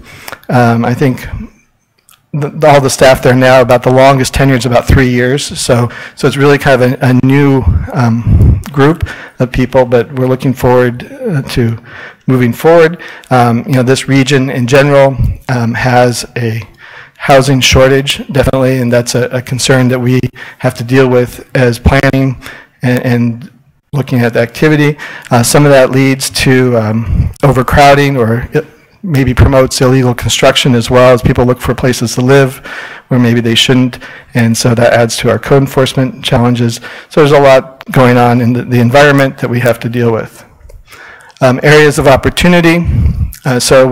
Council recently approved a new permit surcharge to fund long-range planning. So we're looking as we go forward to really having a sustainable and healthy long-range planning program.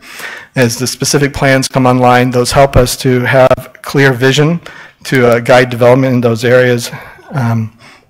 We've found through the placemaking series that we've done and through other activities that we can build better working relationships with the community, and that should help us to produce better work and with less conflict. And we look forward to having better technology tools, a streamlined zoning code that should help us to do better work. And then with the county having passed Measure A to fund affordable housing, we're increasingly partnering with the county to deliver affordable housing projects. And so in summary, while we have lots of challenges, the morale in the department is good. We have a lot of folks that are eager to take on those challenges and look forward to working with the community, really engaging best practices and doing everything we can to address those challenges and do a better job meeting the needs of the community. And with that, we'll take advantage of wherever we can those tools, new technologies, and so forth, as part of a sort of a culture of continuous improvement that we really focus on in our department. So, thank you. With that, Public Works.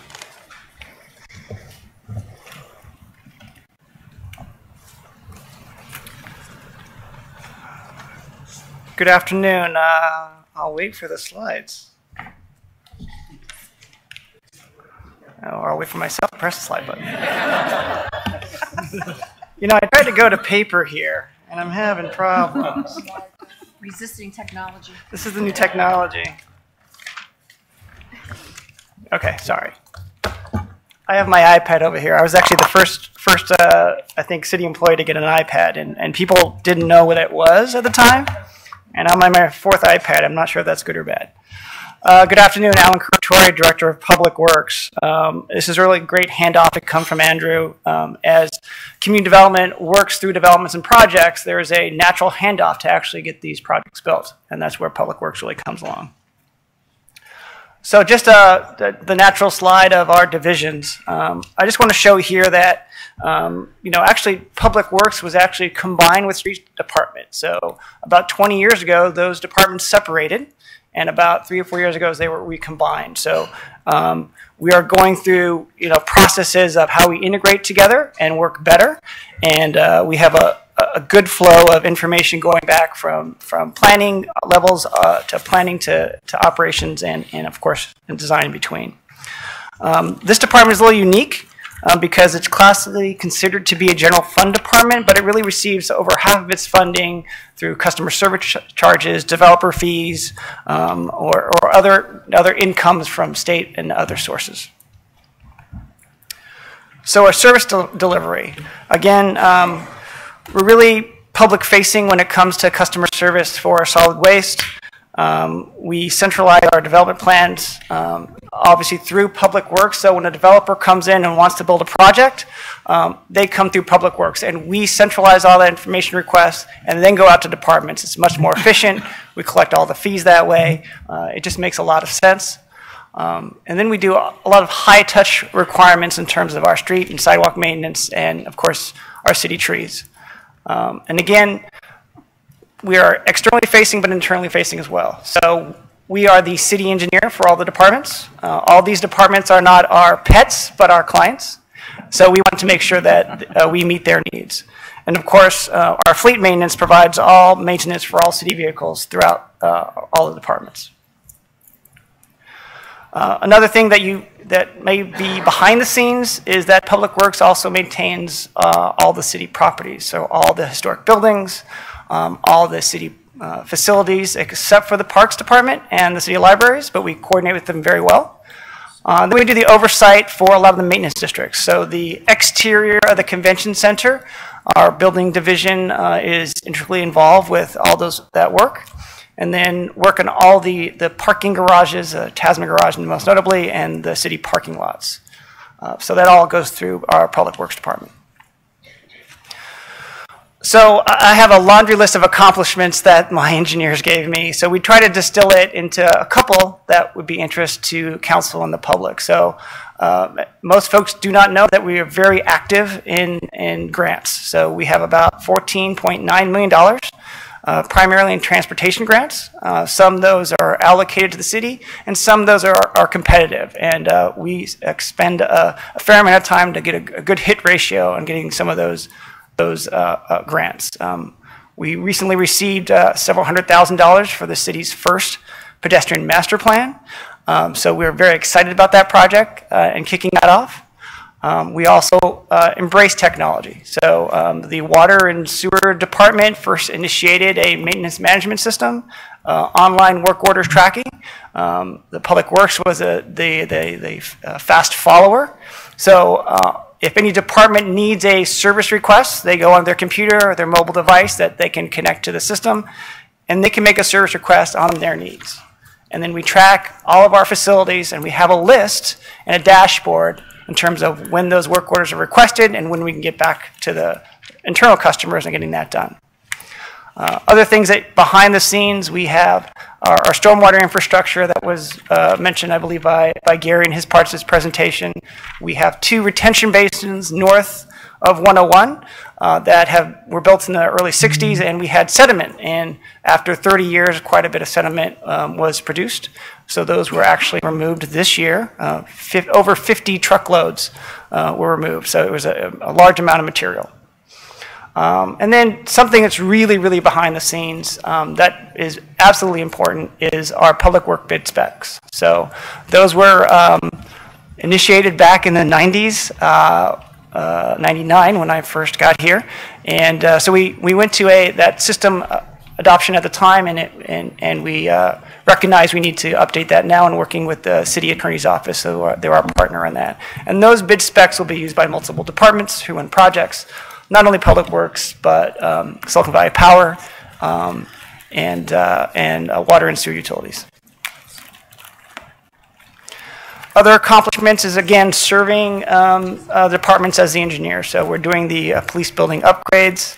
Of course, all the parks projects go and flow through Public Works. There are higher priority assignments in terms of hawk lights and crossing walks. Those get up on the higher priority. And then we have other, obviously, public improvements as part of development. We also run the food scrap program that was piloted, and I have a couple slides on that.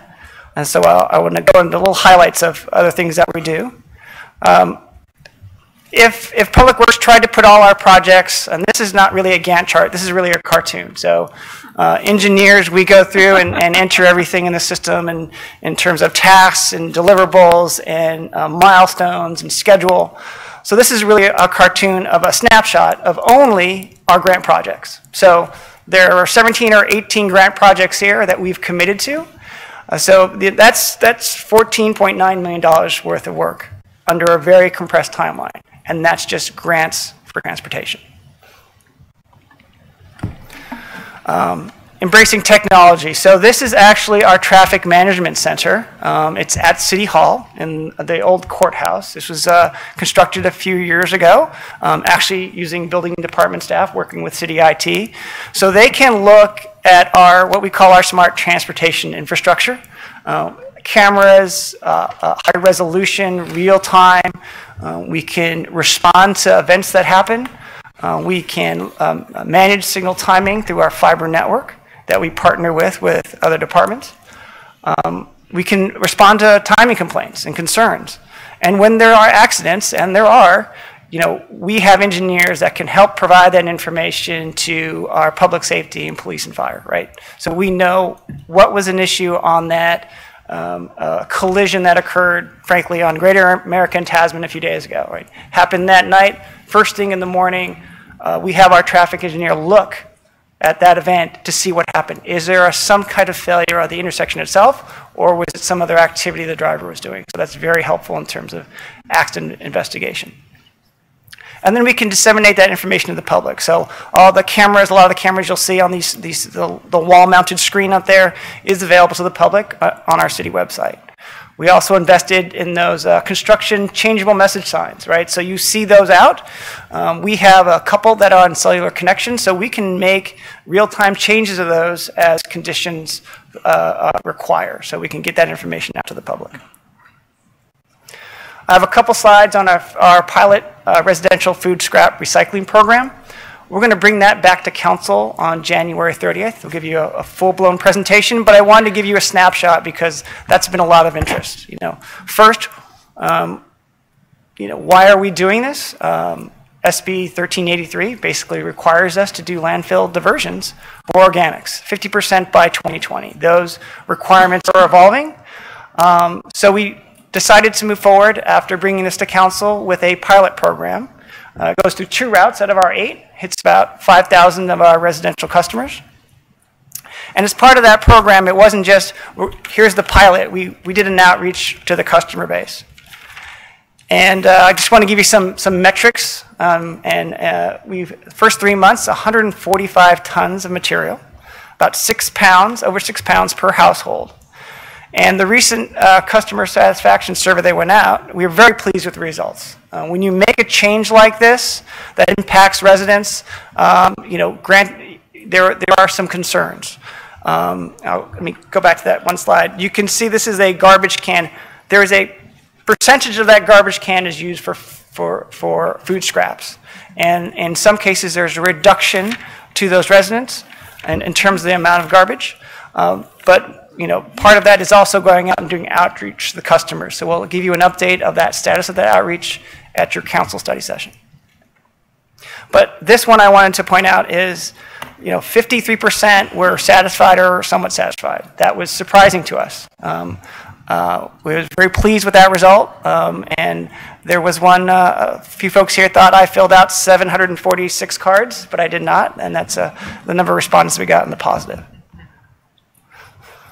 So as many departments have mentioned, infrastructure, facility assessments, our capital projects, our needs, council last year funded several facility condition assessments for city buildings. The police station, the city hall complex, the convention center here itself, and the parking garage. Those reports are coming back in, and we're going to be bringing that back to council with a lot more detail in terms of some of the immediate needs and some of the 10-year plans in terms of infrastructure replacement. But in looking at these assessment plans, the policies are going to go back to council. What are council's priorities in terms of what projects rise to the top? Staff will be making recommendations and more on health and safety and meeting our obligations. So I believe Councilmember Kolstad mentioned, is staff going to bring back ideas on how to pay for some of these things? So I wanted to touch on this. Council authorized a storm fee study, drain fee study. As you may know, residents, right now, there is a line item in your bill that says storm fee. And that right now is for the regulatory component of the regional NPDES permits. But it doesn't fund for the collection system itself or the pump or infrastructure. So there is a outstanding need right now to reinvest those systems as they age. Right now, those are being paid from the general fund.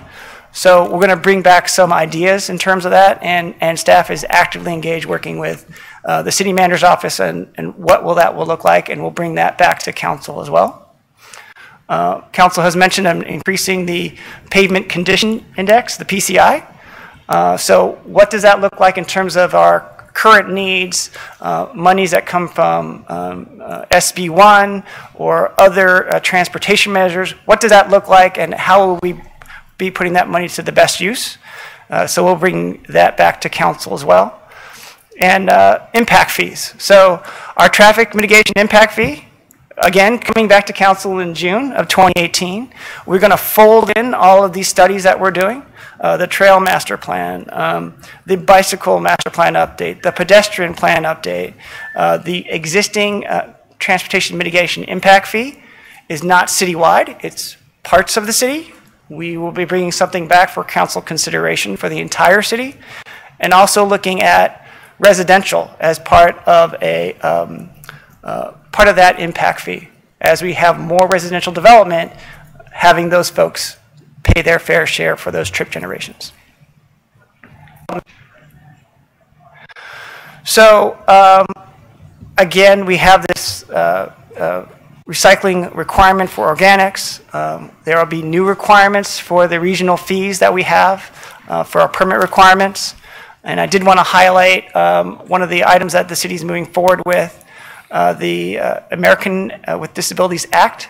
There's a self-evaluation report the city initially created back in 1993. And it looks at the entire city, all its facilities, all the public right-of-way, all the crosswalks, every facility that touches and that the city has ownership of. And the convention center at some point will be a part of that study. That is a major undertaking that we will go through to do that. Staff will be bringing forth an RFP to get a consultant to do this type of work. So even though it says self-evaluation, it's actually best to go out and have a consultant do this work. We'll be leveraging the work that Parks and Rec is already doing on what they call their Kitchell report, looking at ADA deficiencies and requirements, and we'll develop a plan and a priority of what the costs of those requirements are and where they're at, and then kind of that plan of attack on what the investment would be needed to make those improvements. You'll see some of those improvements around City Hall. We had some monies to do that, and everything from how the doors swing open to safety rails to striping on steps to heights of drinking fountains. All these tie in to those requirements. So I have here on staffing. A lot of the other departments have mentioned staffing. I'm going to say more staffing in terms of resources. There's a resource requirement, what we do best as a department, the high-touch requirements. But Public Works is a little unique in that we can contract a lot of these services out. So if we have a big major paving project, we can create plans and specs, go out to public bid, get a good bid, and have that work done by contractors. So what does the city does in terms of those priorities, potholes, sidewalk repairs, things that are high touch, high risk, and we want to have a high level of service. Those are the great things that we do. The recruitment pool is out there, as I think many folks have mentioned. We kind of go to the same well. So recently we had an internal discussion with our division managers who have a lot of engineers, how proactive we are. So we got much more proactive and went to, I would say, non-traditional areas and trying to get some a different kind of pool, and we were very successful with that. So I'm not going to mention where we went because this is being live streamed, but we will continue to do that to bring in a different pool of talent, a larger pool of talent to serve our community. Fiscal constraints are always an issue. There's not only IT infrastructure, but there's actually the brick and mortar infrastructure. So maintaining those service delivery metrics is going to be very important for us. And then communicating that to the city, to city council in a meaningful way. As mentioned before, the current model, which we highly agree needs to be changed, is decentralized purchasing. It frankly is not as efficient as a more centralized system could be. We have outsourced insurance verification requirements that delays our implementation of projects. This is a little bit in the weeds, but it's really important because this can delay us by weeks at a time. And when we're trying to be as responsive, it's difficult for us because we have to go through an antiquated process. So working with finance, working with the attorney's office, we recognize that some of the past practice is not the best practice, and we need to move forward. And we heard limited office space, not only at our field staff areas, but at City Hall, but I did want to reinstate our field staff because majority of the staff in Public Works are in the field. They are working directly on the streets, on the storm drains. They need adequate space to do the things that they should be doing. And then our staffing models. Again, looking at outsourcing, looking at project management, looking at does it make sense to do things internally or externally. Those are some of the strategic discussions we'll be having. If we do implementation of an IT project on GIS, it's great that the IT department will help making sure the systems are in place, but we need the people to maintain those systems, right? We need not to maintain the systems, to maintain the data so that we can mine it, so we can make it more useful, right? So we have to be that partner with IT to make sure that a system is now implemented and it's actually being used effectively. And we figure out benchmarks, figure out a dashboard so that we can show that's a good use of funds and get that rate of return. We're anticipating greening the fleet. We have new charging stations at City Hall. The city has one of the largest charging stations just across the way in Northern California of public chargers. We're developing with Silicon Valley Power locations for additional chargers and working with our fleet services on what makes sense in terms of that electrification, where chargers would be at, how that would be open to the public. So those are things that will be coming. We're also actively engaging with Silicon Valley Power on obtaining grants. Those are the new grants out there in terms of those plans, and not only just to develop the plans, but actually put the chargers in the ground. And then operational constraints on resident service requests. I think the mayor mentioned that there's an influx of emails that you receive. And I'll just use one example that was from yesterday. There is an online portal where a resident can make a comment saying, I found some debris, construction debris from a neighboring or associated public works project. They could email and they could select multiple departments. They select Public Works, they select the mayor's office, they select the city manager's office. So it creates a divergence, right? So Public Works picks that up literally because I can see on my mobile device We received it, we acknowledged it within 5 minutes, and we had that issue dealt with by that afternoon before the end of business day. But getting that metric back to council in a meaningful way, that is the disconnect, right? So it may come into your inbox, but you don't know that was dealt with, that was completed. So a dashboard of what complaints come in, that would be more useful, I think, as management, and to share with the community on when complaints come in, how do we address it, and what metric we are following. So those are the things that we see as something to improve upon.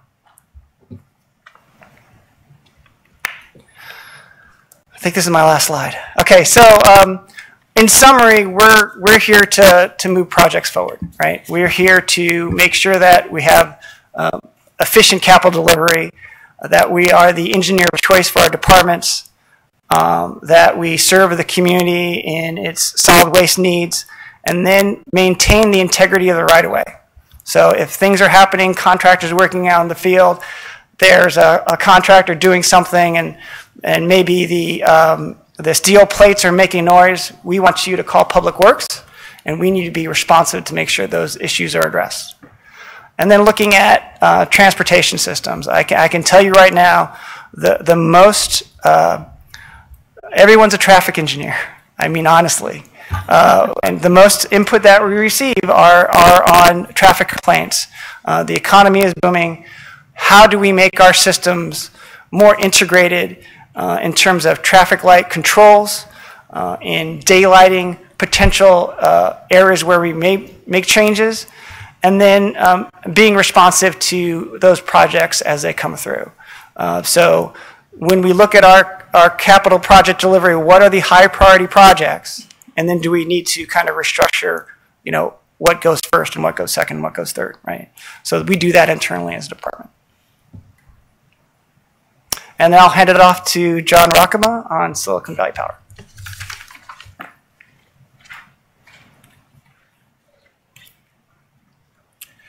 Thank you, Alan. And I'd like to thank Alan for wearing a tie, because I'm wearing one too. We're both engineers, and the reason we're engineers is we have a little trouble reading instructions here. So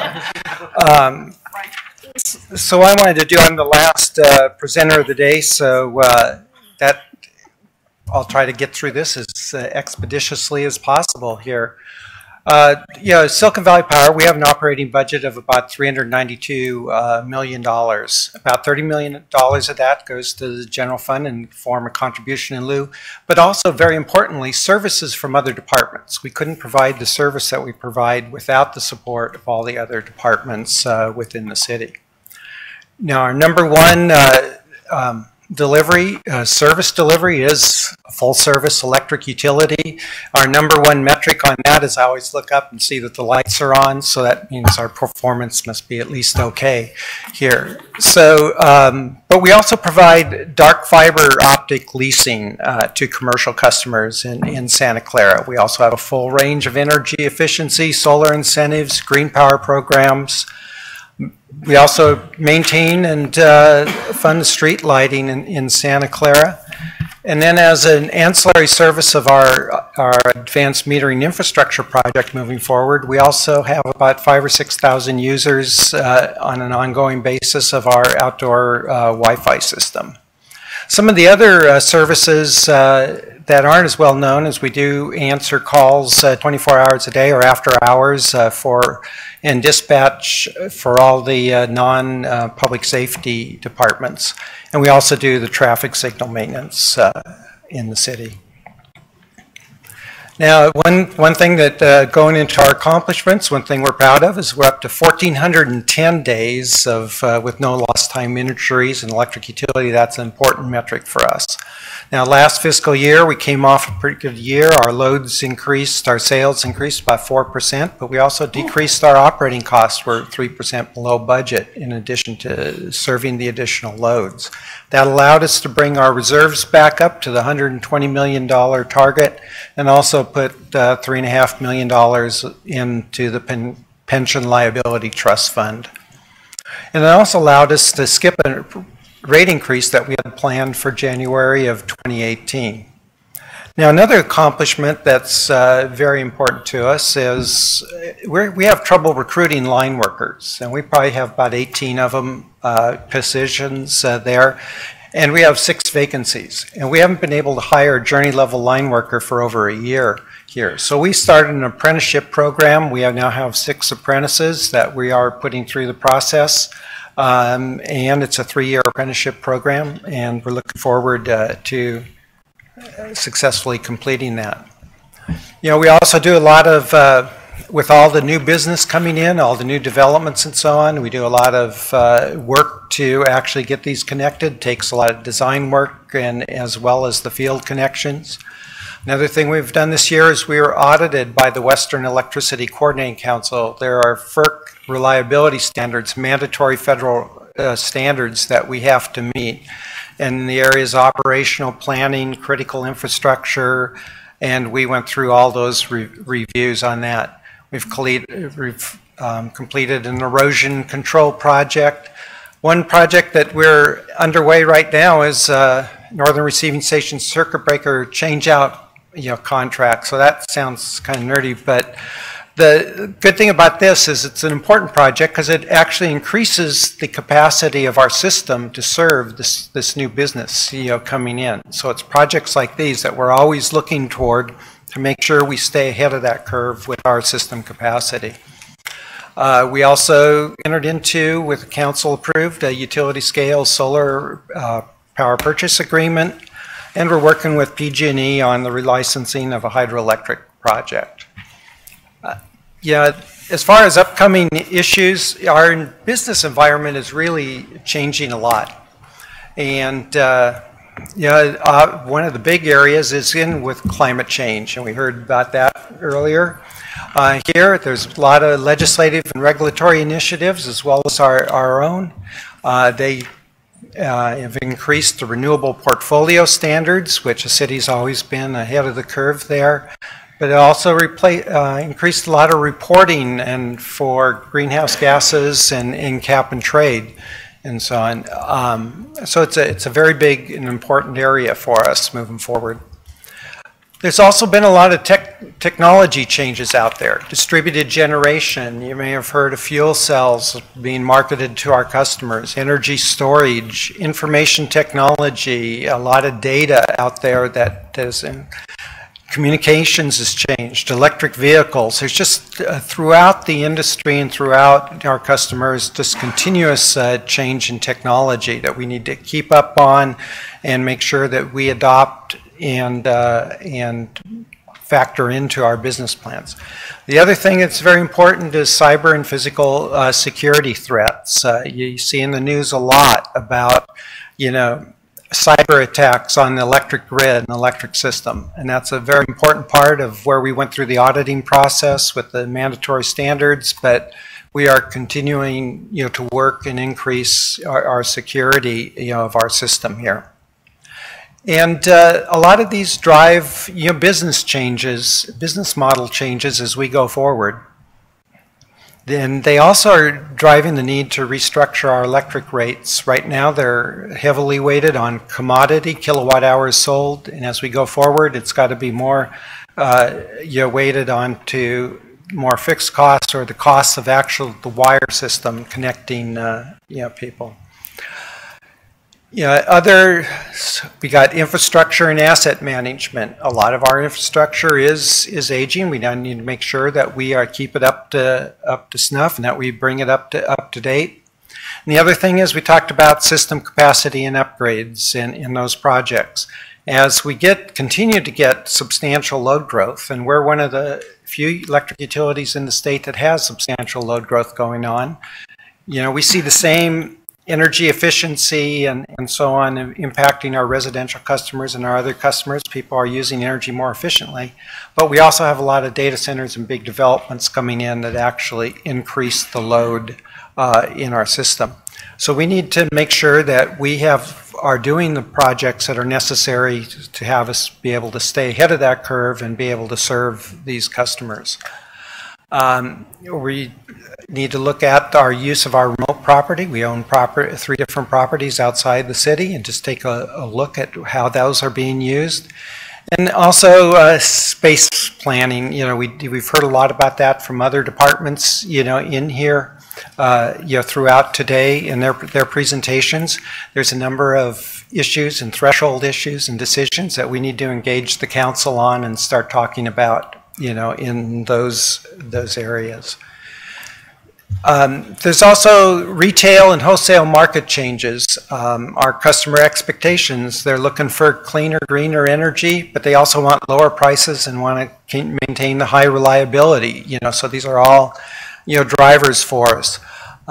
We have community choice aggregation coming into communities around us, where the communities will start procuring energy on the market and reselling to the retail customers. That's going to set some new competitive benchmarks for us. It also changes the wholesale competition picture in obtaining energy, but it also gives us some opportunities to partner with these agencies as we go forward. One of our biggest drivers of cost that we have going forward is transportation costs that we have to pay to get natural gas to the city and to get electricity to the city. Those prices are just going up exponentially. There was a gas transmission cost that increased the cost of delivery of natural gas to the city by $8 to $10 million, you know, starting this year. You know, it's just huge. Now that's on probably a $40 million budget, so it's a huge, you know, increase.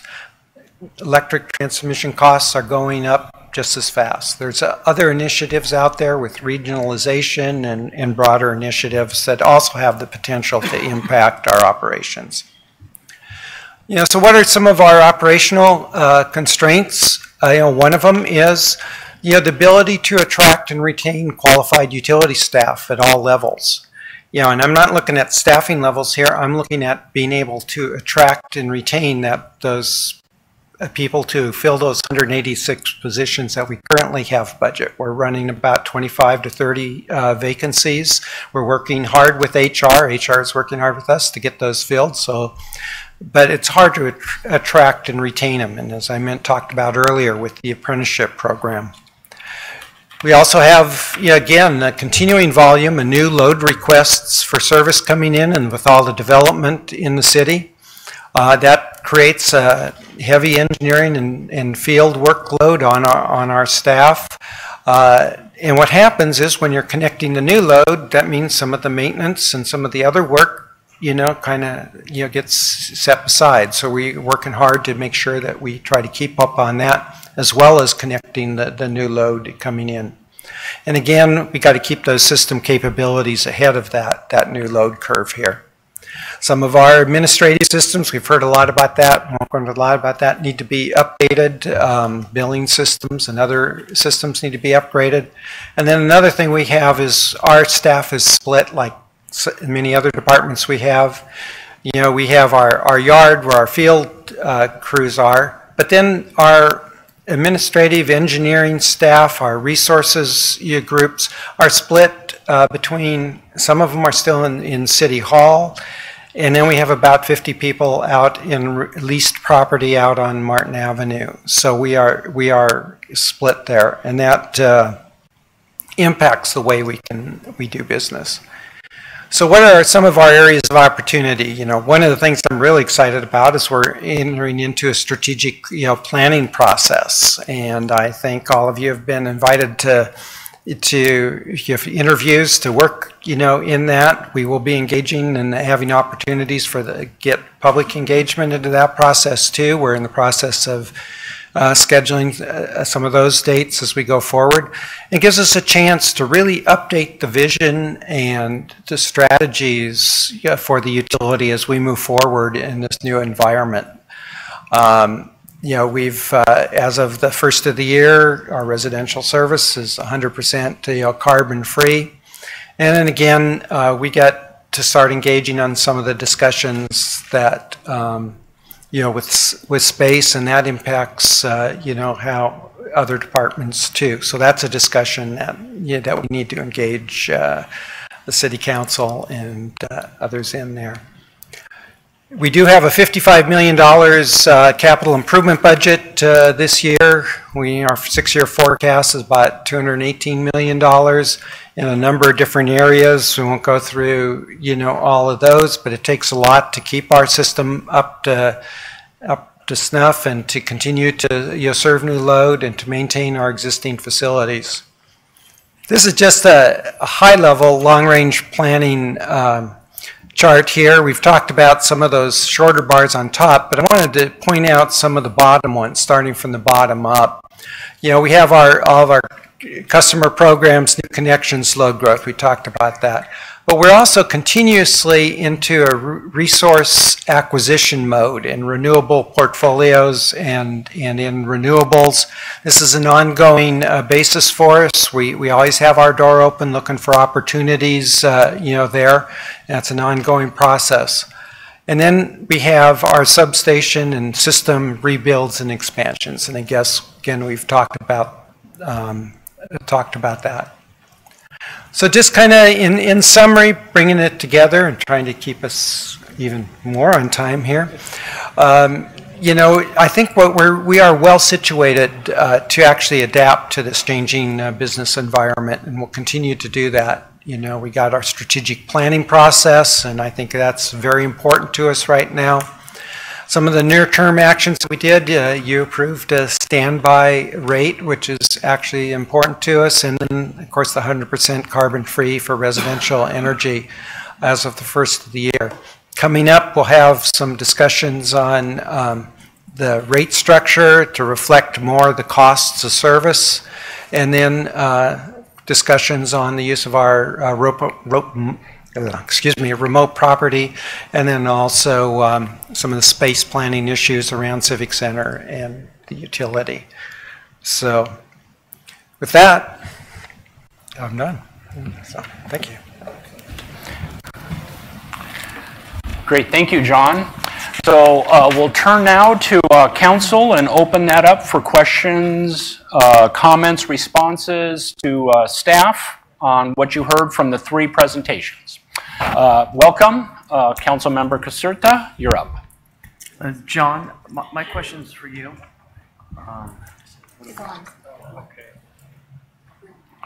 I'm really interested in the attraction and retention part. As a teacher, we felt this, and the school district was really savvy years ago, partnering with like Intels of the world. Has there been any discussions of following that model? My concern is making sure that we have people that serve this city that could live, maybe not necessarily in Santa Clara, but in the county at least. Mm-hmm. So what do you suggest about that?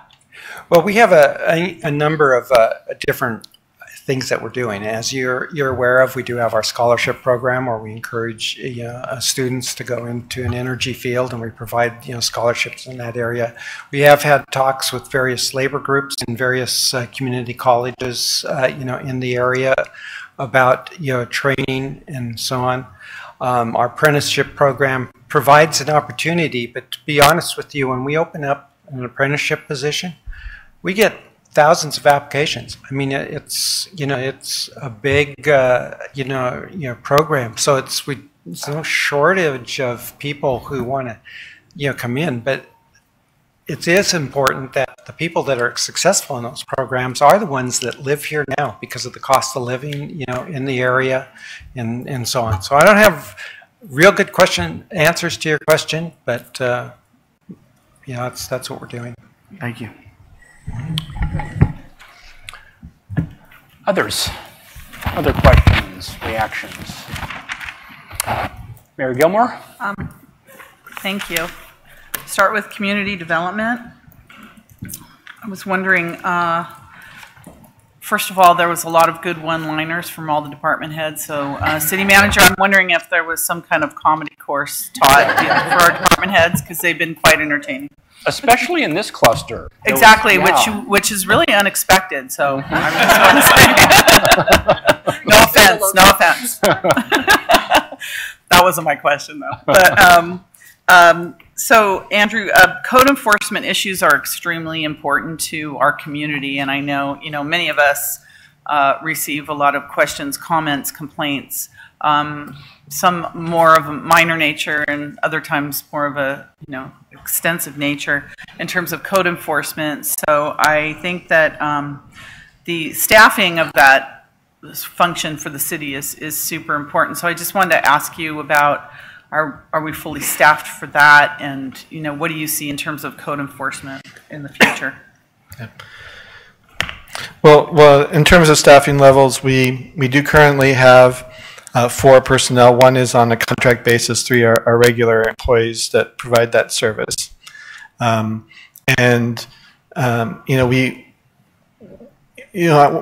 know that there's demand in the community. This is one of those things that we provide a lot of services where there's maybe a lot of demand, and we could just continue to try to staff up to meet it. But we are able to resolve the complaints that come to us for the most part, and we're able to address them.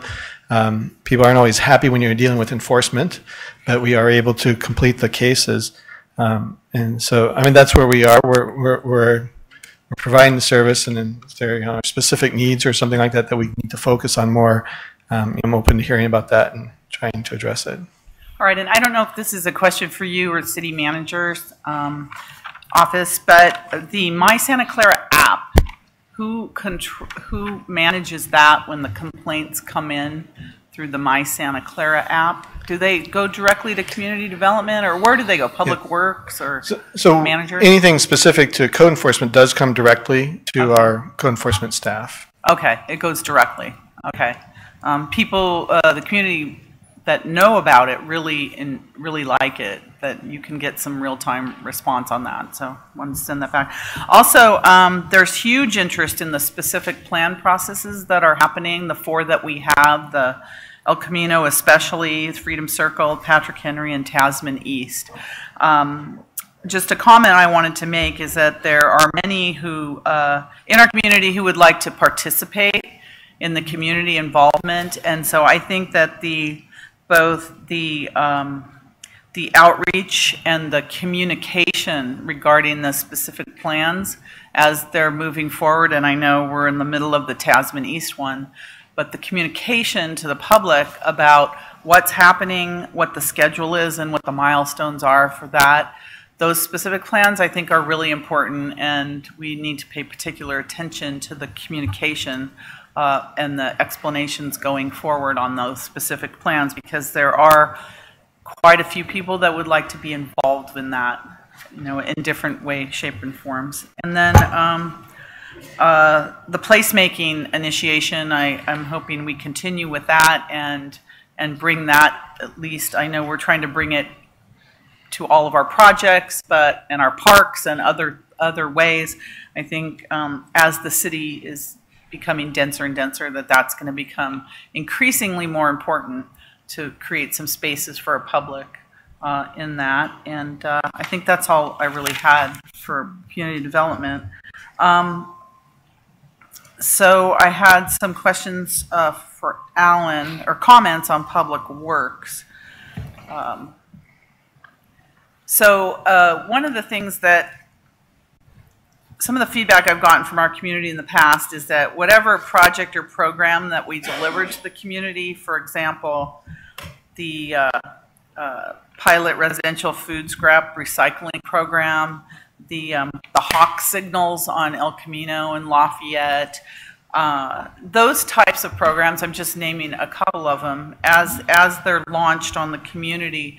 Again, I think this all goes back to probably an overall theme of communication to our community. I know we're all getting the questions on those hawk signals. Those are a little bit complicated as to when you stop, when you go, when you yield. I mean, it's a little bit, those are a little bit different, but I want to make sure going forward, and I was at least pleased to see your survey on the 53% that were satisfied with the residential food scrap program. I think the other 47% contacted City Hall, got us in the grocery store, and we'll talk about that other 47%. But those types of programs, I think, are, again, communication. I just want to really emphasize and highlight that as we go forward. And I think what you presented today, the huge amount of projects that your department is involved in is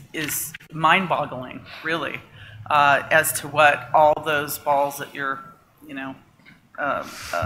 juggling here in terms of the sheer amount of projects. I think is, unbelievable. We have, some key projects like stoplights and things like that really bubble to the surface all the time. So I think that those types of projects, it really, again, communication as to what's happening in our city is important, and prioritizing the ones that are receiving the most, input from our residents is going to be important as well in terms of the prioritization. But I think that that's the beauty of this session here, is that we're learning everything, holistically that's going on in the city. But I just want to say, particularly your department is tremendously busy. And then on the electric utility, the only comments I had is that the fact that you're on top of the cyber and physical security threats, John, is really, really important, as we're all aware of everything that's happening.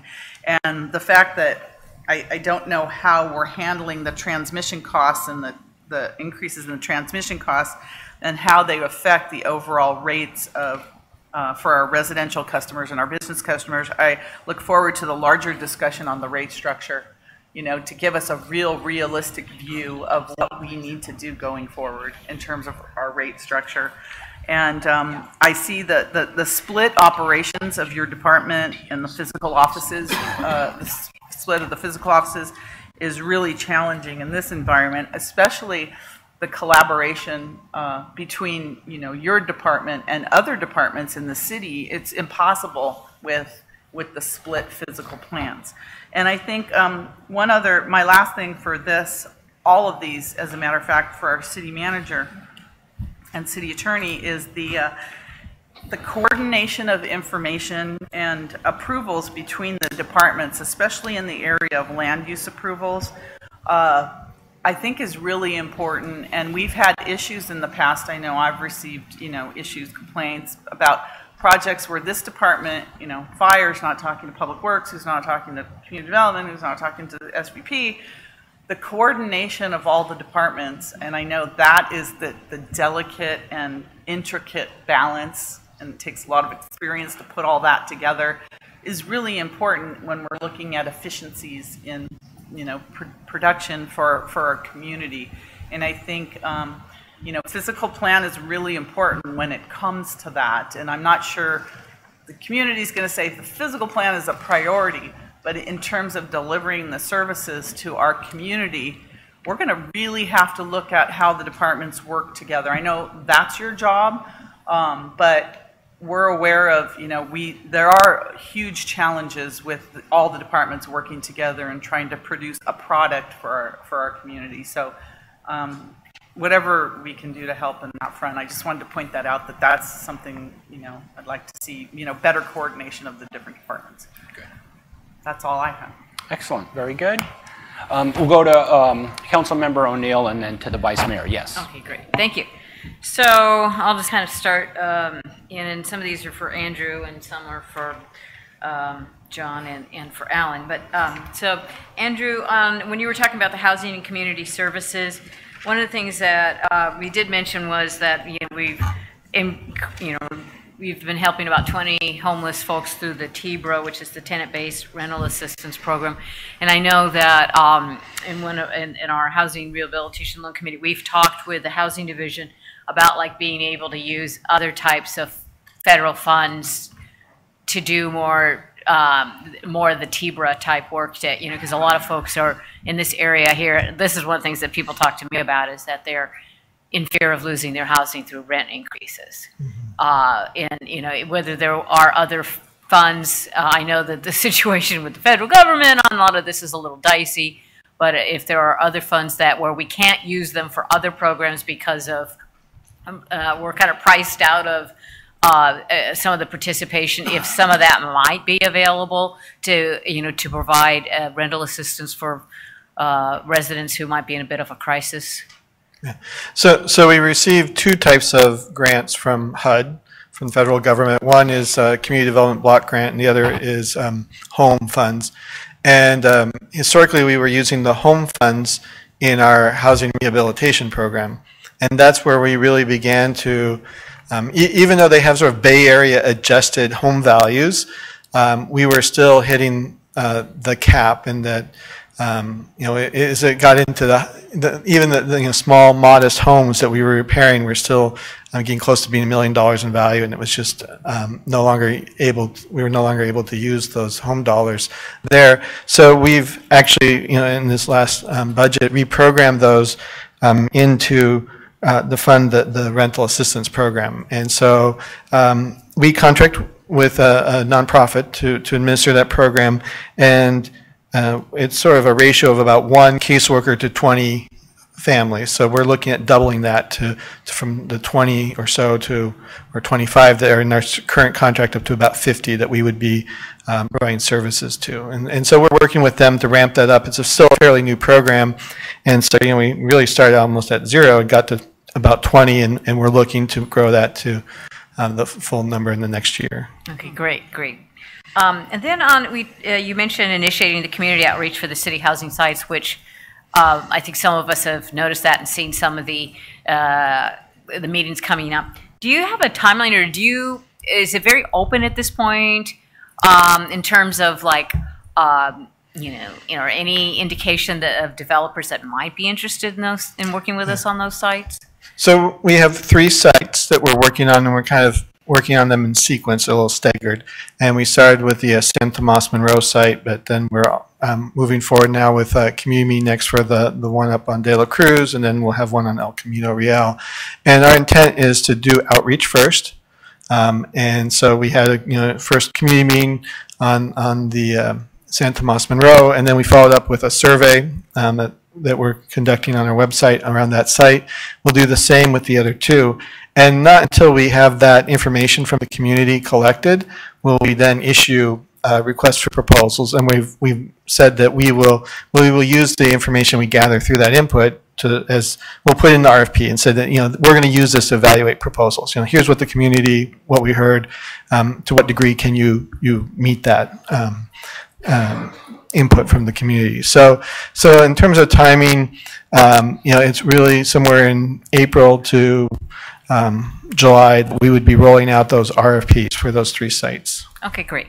I'll look forward to that. So one of the things too, also you and I think Alan mentioned about issues upcoming about BART and some of that. I just wanted to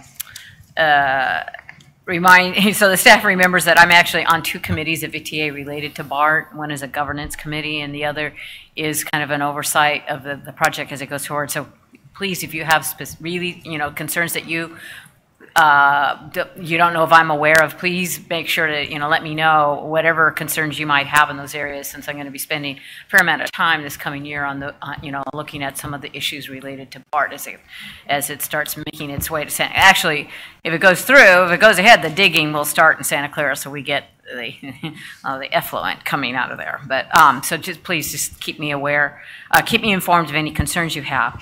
And then when you were going through a lot of the other the upcoming policy issues, and we mentioned some of the plans, and I know some of the slides have indicated we've kind of come to almost to the end of what we were planning to do with the first phase for the downtown revitalization.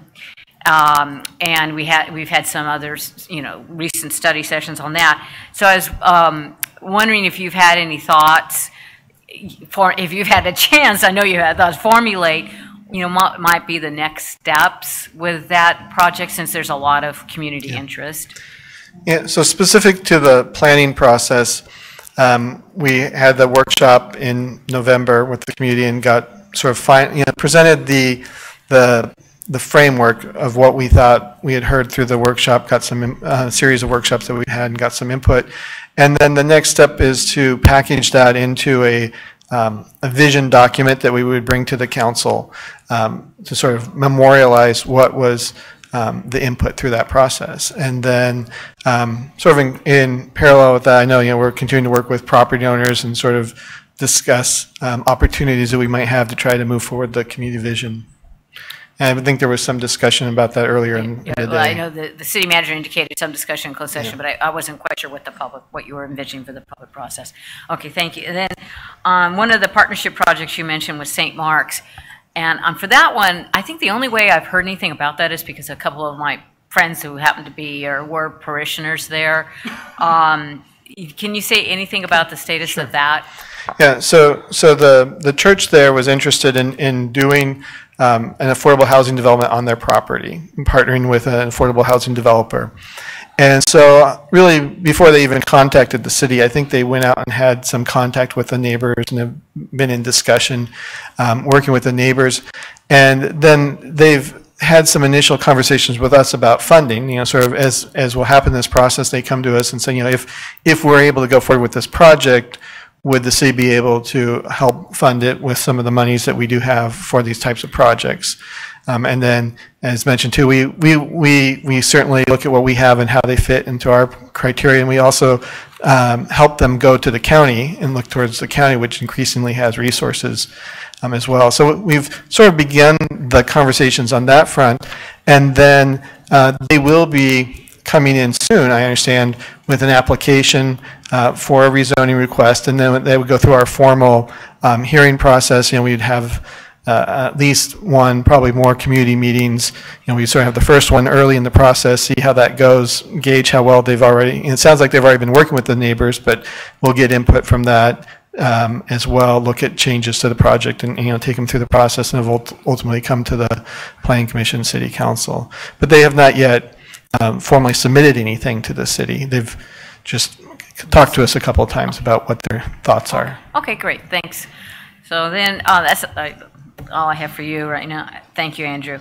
I just wanted to make a comment. Alan mentioned under Public Works about the tree maintenance. I will put my pitch in for strengthening our tree program. I have held off. I've tried to be disciplined on, I wanted to have like a real tree ordinance, because, I've gone through our city code and there's the word tree appears a few times, but it's not, considering that we are an Arbor Day Foundation, tree city, I think our program there could be a little bit more robust, but I've kept that little file sitting on the corner of my desk. I haven't done anything with it, but that's my pitch for that. And then in terms of Silicon Valley Power, John, I know one of the things that's coming up, John, maybe you could just, once again, more for the community's benefit. We are going to be going through a strategic planning process, and I know some of us we're going to be meeting. Maybe you could talk to for the community so that they know what the leadership of SVP is envisioning in terms of what that process might be and what we're really looking for with that strategic plan. Oh, all right, I'd be glad to. What we're really looking to is looking for that re-looking at our vision and our mission and our values. You're looking forward for the utility as we go forward here. We've kicked this plan off. The first stage of it is really an assessment stage. So we're actually interviewing staff. We're going to interview the council. We're setting up a public meeting. It's not officially set yet, but I believe it's February 1st is kind of the date that they've been circling on it, probably at the senior center. And we're going to start, just collecting information. We start out with this assessment. Then we'll also the consultant's going to look at the industry, what's happening in the industry, what's looking at other utilities, and so on. So, we gather all that information. And then we'll start, a series of discussions, about how do we take that assessment, and start, bringing it down into what is, a kind of a straw man vision and mission and stuff going forward. Then we're going to take that back out again. We're going to bring it in and we'll start, soliciting input when we have that straw man for people to look at, and we'll collect information and engagement, on that. And then from that, We'll then move to actually, formulating that. But a very big important part of this is an ongoing communications and performance review of this plan. That'll actually be part of it also. So we'll figure out how do we, once we get it pinned down and council, is on board with it, how do we communicate it and how do we track it? So we will have an ongoing program so that we'll track how we're doing, with our plans, as we go forward, and then how can we update that as we go. So that's kind of in a high level what the process is envisioned to be. All right, great. Thank you. I really appreciate your saying. Mm-hmm. Great, excellent. Vice Mayor. Thank you. Let me see. I think all the department heads got together and made sure they delivered the message that we need a new city hall. Based on, because I don't know what would happen if we had if every department was staffed, with all of the people that are needed right now to deliver the work of the city. But I do have to say that I'm grateful for all of you, for who is there and what you deliver despite, the positions that aren't filled and the job that you, get, the job that you do on a daily basis and how you help us out. So, anyway, I can't imagine what our city would be like if we were fully staffed. So, but thank you for all that you do. Just listening to the three gentlemen that just spoke and talking about the services that each of your departments deliver, it just reminded me how grateful I am for Nextdoor and the social media site that is in most neighborhoods, if not all neighborhoods in the city of Santa Clara, but it just delivers such important information that all of you work on, and I think it's a great way to just communicate what you're doing and just getting that information out to the residents, and I think many of them really depend on that. The other thing is I was so happy to see the Hawk signal come online this morning at Santa Clara High School. Actually, it was my daughter that noticed it first. And so it's up and operational. So that's great because that is such a hard street to cross in the morning with all the students crossing and parents dropping their kids off. So it was really nice to see it online this morning. One question I did have, just listening to the staff that are needed, or the lack of staff, and the housing, and being an issue as to the affordability of housing being an issue as to why some of the why it's hard to fill some of the spots that are available. I was just curious to know how many people that are on staff live in the city of Santa Clara, or how many people live within a 5-mile radius, if it was possible to get that information, just out of curiosity, and just to see what their travel commutes are like, and if it could help us in any way, or maybe you have that information, City Manager. I don't have that information top of mind, but we can look at the systems and see what we're able to provide and see how we can report that back. Yeah. Liz, anything to add to that? Yeah. I think Deanna's answer was perfect. We'll see, because there are some privacy constraints. Sure, of course. Yeah, no, I totally understand that. Oh, great. Okay, thank you. And let me see, I think I was glad I did see on Nextdoor that the January 29th date for the community meeting at the Northside Library to discuss that the former Station 6 site and see about, what could potentially be done with it and what the community would like to see. So I think there will be definitely a lot of interest in that meeting. I know I'll be there too, since it's in the neighborhood. And just finally, again, just because it's in the north side, I was glad to just read that one of the grants that Public Works has obtained is a grant for the timing of the signal timing at Agnew and Dela Cruz. That's a critical intersection. I think there's an accident like every 6 months there, and I actually have witnessed one of them. And so thank you for, putting some money into making that a more safe intersection. So, but just to reiterate, thank you for all that you all do, and I really appreciate it. So thank you again. Very good, thank you. Okay, other council members, comments, questions? Okay, hearing none, the city manager, Deanna, and I were chatting and thought we have a couple minutes, and let's take that time to talk about City Place. Just a few minutes, and do you want to sort of set that up for us? So we're ready to go with a couple of slides. I'd been referring that we would be covering City Place in day 2, but we do have a time certain for public comments, so we could begin our presentation today on City Place and bring back the information that we committed to bring back or speak to it as we don't have a prepared slide. So the good news is we have reached agreement and the project is clear to go forward. However, what that comes with, as you've listened throughout the day, there are issues with respect to staffing and being able to fill existing vacancies, let alone projected vacancies that we will need in order to deliver this project. Key to this also is contracting out for certain services and just knowing the region and contracting out for inspections and things of that sort.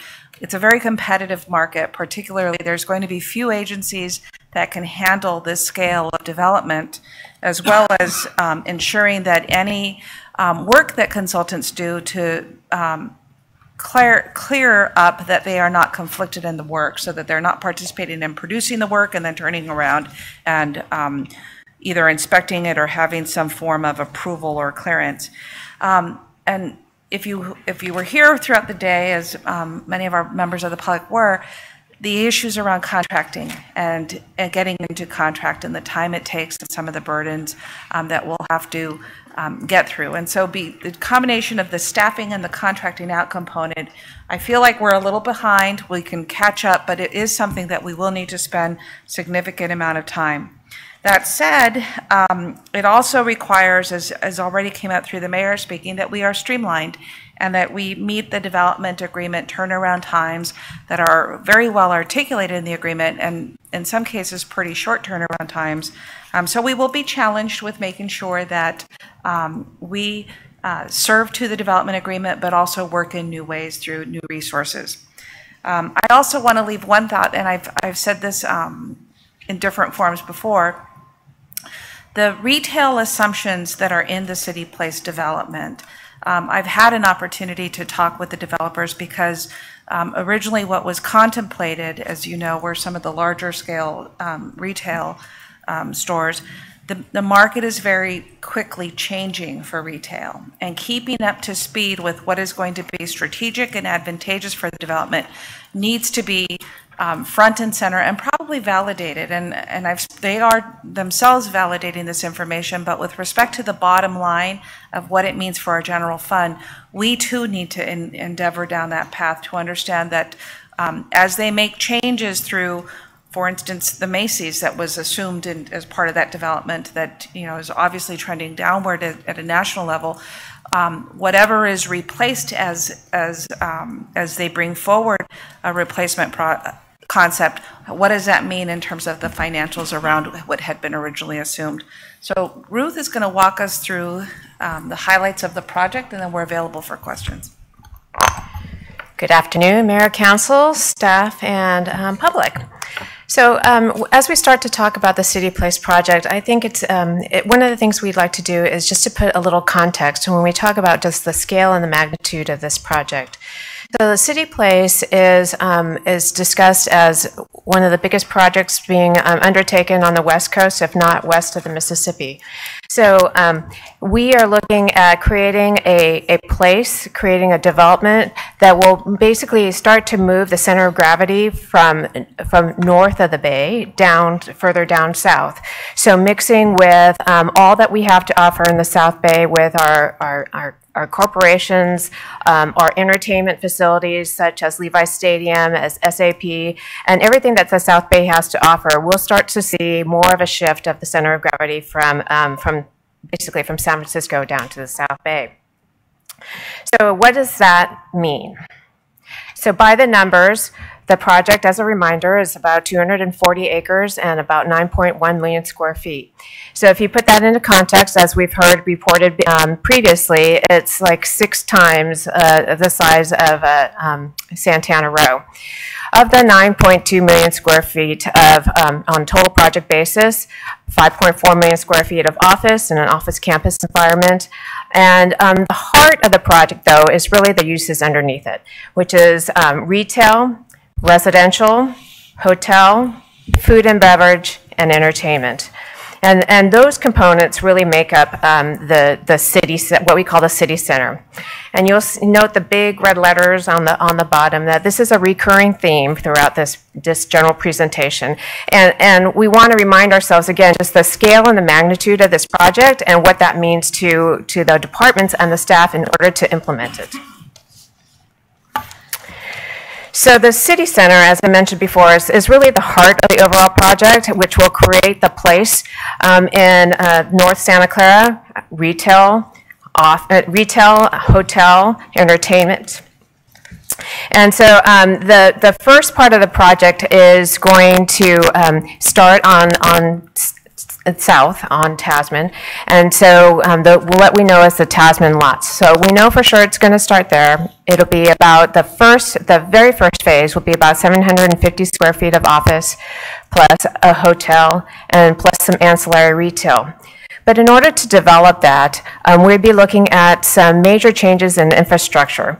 As we know that we've got the Santa Clara station is close by that serves the ACE train, and so we need to look at how those facilities continue to be serviced while the construction is continuing to happen. And so with that, whereas the first phase of development might be those Tasman lots, that we as staff actually expect to see that first phase, that first parcel be actually bigger when it comes in for permitting. We expect that we'll see the better part of the city center start to come in, if not all at once, very, very quickly. So in the city center overall, there are 5 distinct districts: Gateway, Station, Boulevard, Hotel, and Residential. And for those members in the public that are not familiar with these overall districts, they're all on our city website, and you can also find them on the related Santa Clara City Place website. The project, because it's very complicated, we would expect that the construction to start not much sooner than 2019. So although that we successfully settled the litigation within the last 2 weeks, that it's going to take some time to get through all of the permitting process which would allow the construction to start. So good news, bad news is we had to wait a little while longer, although we started the project like almost 5 years ago. I was looking at my calendar, I think, wow, it's been 5 years already since we started to work on this project. We had to wait a little longer to start the construction, but there's a ton of work to be done. So as an example, you've heard from the different departments today. So let me just run through just really quickly about what some of that means. Of course, from community development, we have all the processing of what does the project look like? Where are the buildings going to be? How does that all fit together? Those are our development area plans. And the department also will need to go through and permit from the building department side, looking at all the regulations to make sure that the building codes are met. From Public Works, that there's a significant amount of infrastructure that needs to be done. So it's accessing all the facilities that are currently there, like the station and then the street network. We've got VTA and the rail to consider as well. As well as looking at all the methane collection, the infrastructure underneath the ground that needs to be done. Those things will be coordinated. The methane and the landfill will be coordinated with state regulatory agencies, as the city manager had alluded to before, which it's really an alphabet soup. So you have the Regional Water Control Board, you've got Cal Recycle, you've got the county LEA. All of those other agencies are being working with us, and we have a lot of work in coordination in order to get permits for the landfill. On water and sewer side, you heard from the director about the need to work with the Department of Drinking Water, so that we would actually, this would be the first time that he thinks maybe ever about building a potable water system on top of an existing landfill. So we have a lot of work to do with the state regulatory agencies to make sure it's safe and it protects the health of everybody that accesses the site.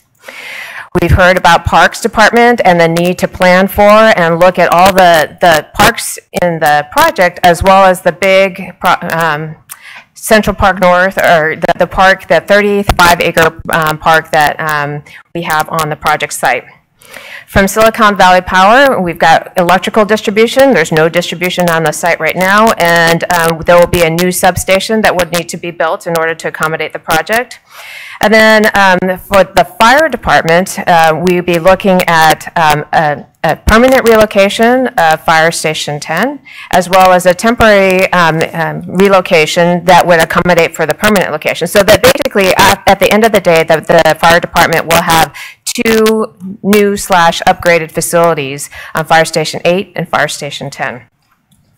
The police department is going to be heavily involved because this is such a heavy restaurant, entertainment, retail environment. There will be impacts to that department, so we're planning as well to make sure that we plan the best we can to mitigate any long-term operational needs, as well as to take a look at what are their operational needs, even though we can't plan our way through all the growth anticipated. City Attorney's Office will be involved.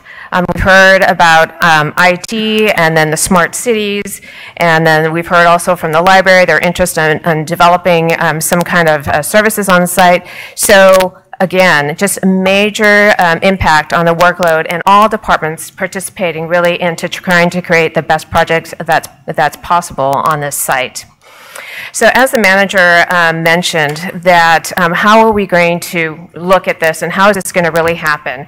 And so in our development agreements with Related, we talked about the need for them to help assist the city and making sure in their best interest and our best interest to help fund some of these incremental costs, or in fact, all of these incremental costs from the staff and administrative side, to process these applications and to make sure that we plan appropriately for the future, even through some operational costs. So on an immediate term basis, we are negotiating with the developer right now to take a look at how we look at third-party consultants to help us do a volume of work from a plan check and plan review perspective, but that we know that third-party consultants, we don't want to just rely on them on their own, and we feel like that there needs to be incremental staffing that's associated with that. So we've looked across departments and identified potential positions in each of those departments that we are negotiating and talking with the developer right now about funding FTEs for several departments. Actually, we've identified upwards of 8 FTEs that we feel as though are needed just to oversee and manage all the consultant work that's going to need to be done in order to get the projects through. So the project is in multiple phases, which is the good news, so that not all 9 million square feet are all going to come in at once. I mean, the horizon may be anywhere from 10 to 20 years, but nonetheless, that we've got the big bubble is going to be hit us quickly up front, because that's going to be the most critical part for our city. That city center portion of the project is going to mean a lot for us in revenue from the context of ground lease revenue, sales tax revenue, transient occupancy tax revenue, TOT, or hotel tax revenue, and sales tax. I think I covered them all. So it's a huge investment for the city, but we hope that it's going to, and trust that it'll have huge dividends for us in the future. So I think with that covers kind of the city place and what we anticipate. Very good, excellent. Thank you, Ruth. So questions, reactions? Yes, Mayor Gilmore. I just have one. I think at the appropriate time, whether it's at a study session or a council meeting, maybe city manager, if you can refresh our memories on the development agreement, because we did approve it quite a while ago, and get us some kind of milestone timeline for the council and most importantly the public as to what's going to happen. I think it's just a revisit of what we can expect, the council can expect, and the public can expect in terms of this development, I think would be helpful at some point. Major refresh. Major refresh. Okay, very good. Excellent. Yes, Councilmember Caserta. I like to down the road, and not necessarily by consensus right now. I'm not a big fan of contracting out. I'd rather contract in. So I would like down the road what sort of policies we've had that give you latitude to contract out, and what percentage of municipal work is being contracted out. So those are things I would like to know. Okay, very good. Okay. Other comments, reactions, questions of City Place? Okay, good. Is there, want to come back to Councilmember Caserta's question, or is there an initial pass here, an initial answer to that?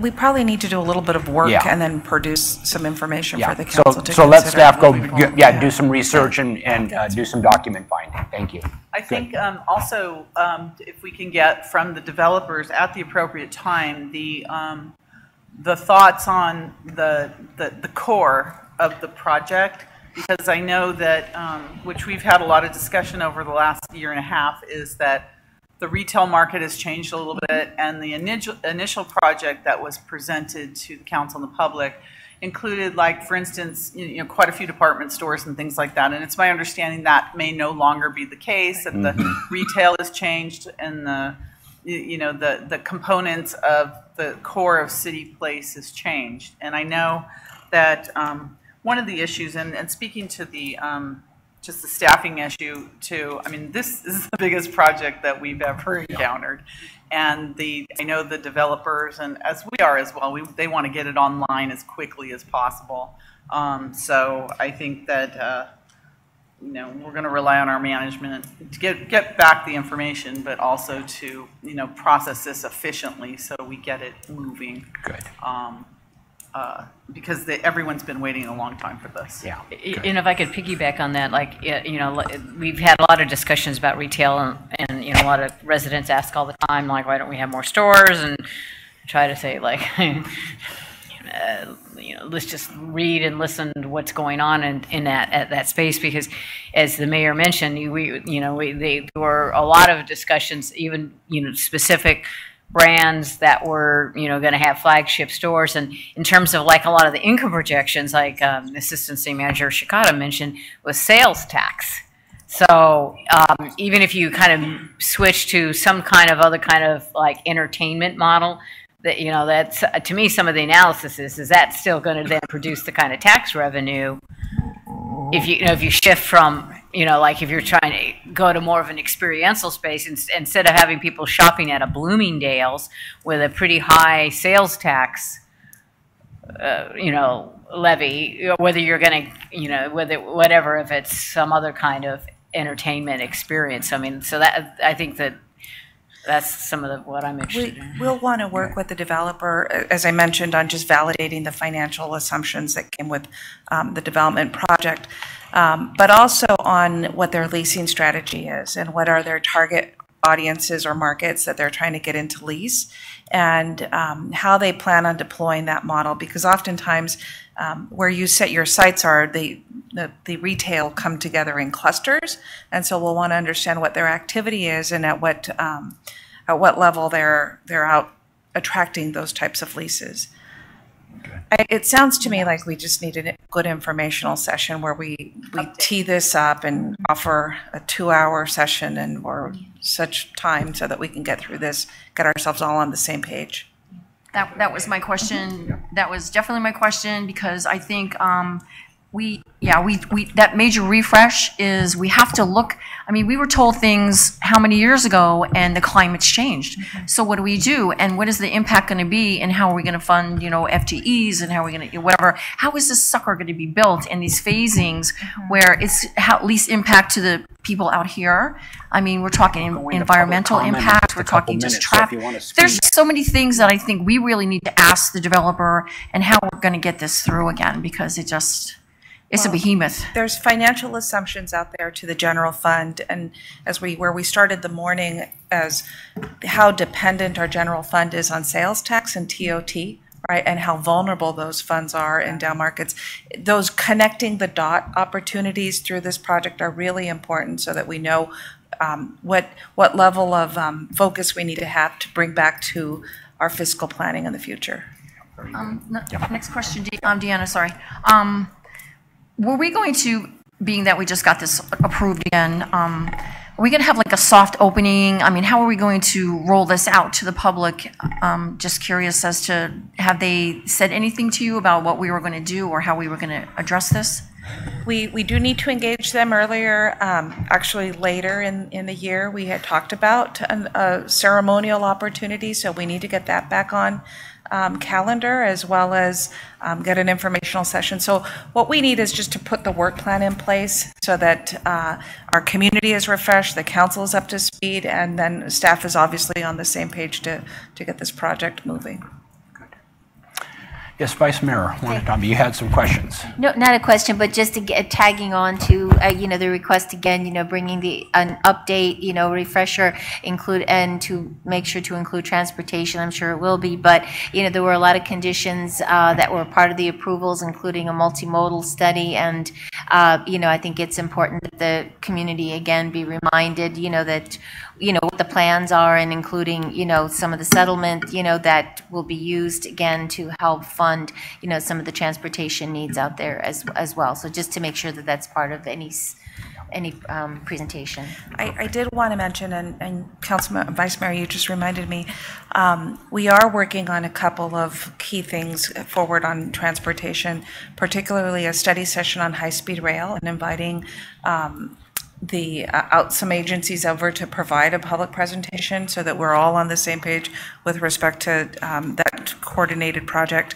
And then we are looking at how we take advantage of Councilmember O'Neill's role with respect to BART and getting ourselves up to speed so that development in that area, that over by the university and airport, that we start to really look strategically at what needs to be accomplished with the BART project and its impact to Santa Clara. Good. Councilmember O'Neill did promise to bring BART to Santa Clara, so we're holding her to that promise.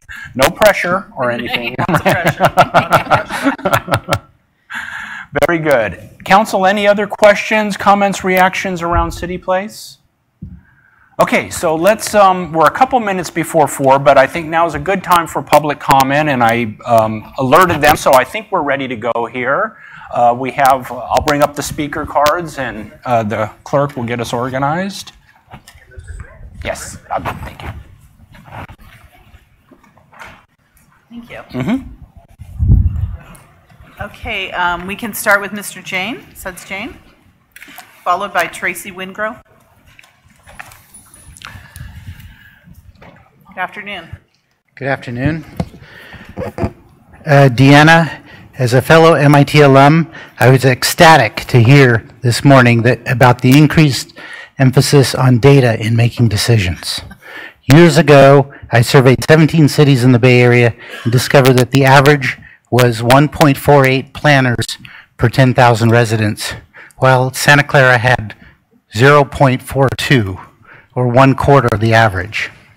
I think that it was a huge failure that Santa Clara didn't increase its parks impact fees for decades, and so we fell well behind our neighbors in parkland acreage per 1,000 residents.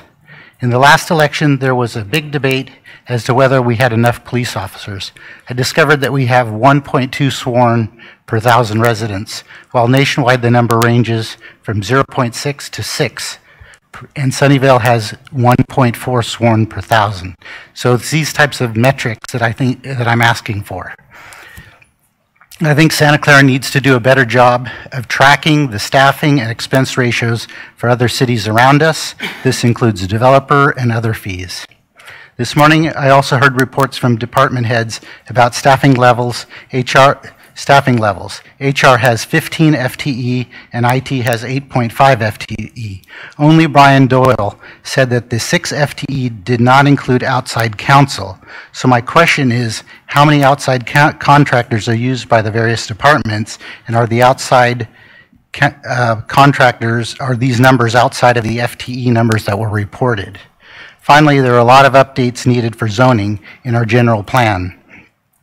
I request that the zoning updates include form-based codes. Thank you. Thank you. Tracy Wingrove, followed by Herbir Bhatia. Good afternoon, Tracy.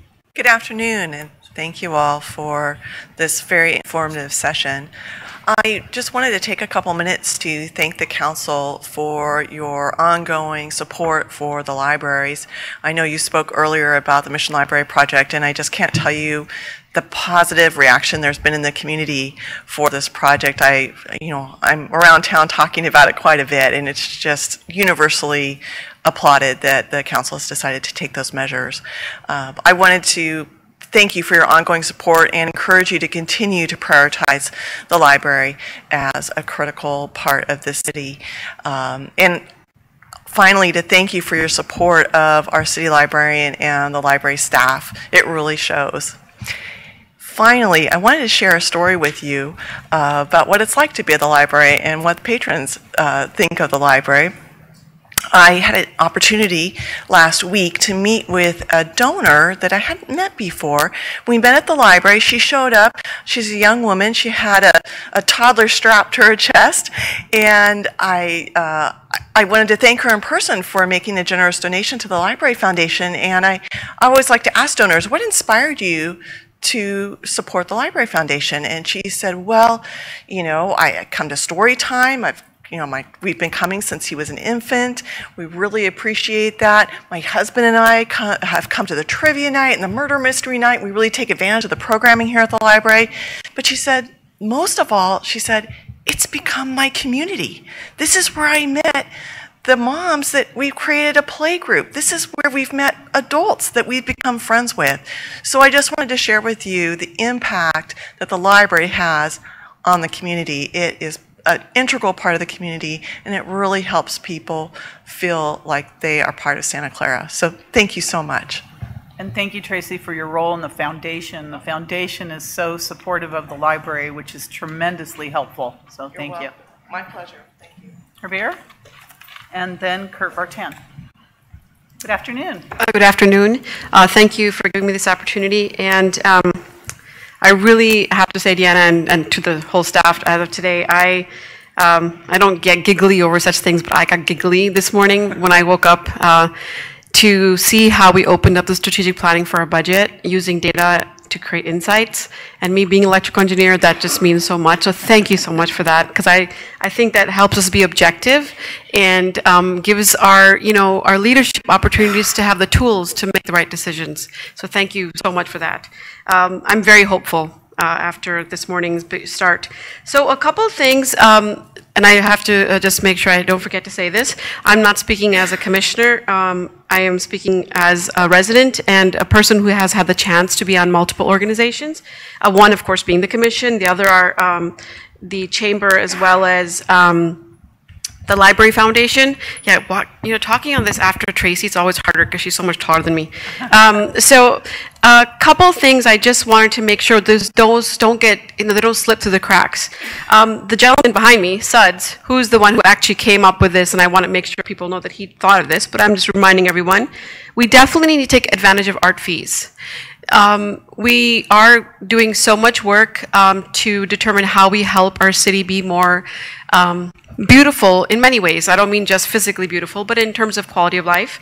And the arts are a significant portion of that. And why use our general funds when we can actually have our developers help us pay for that?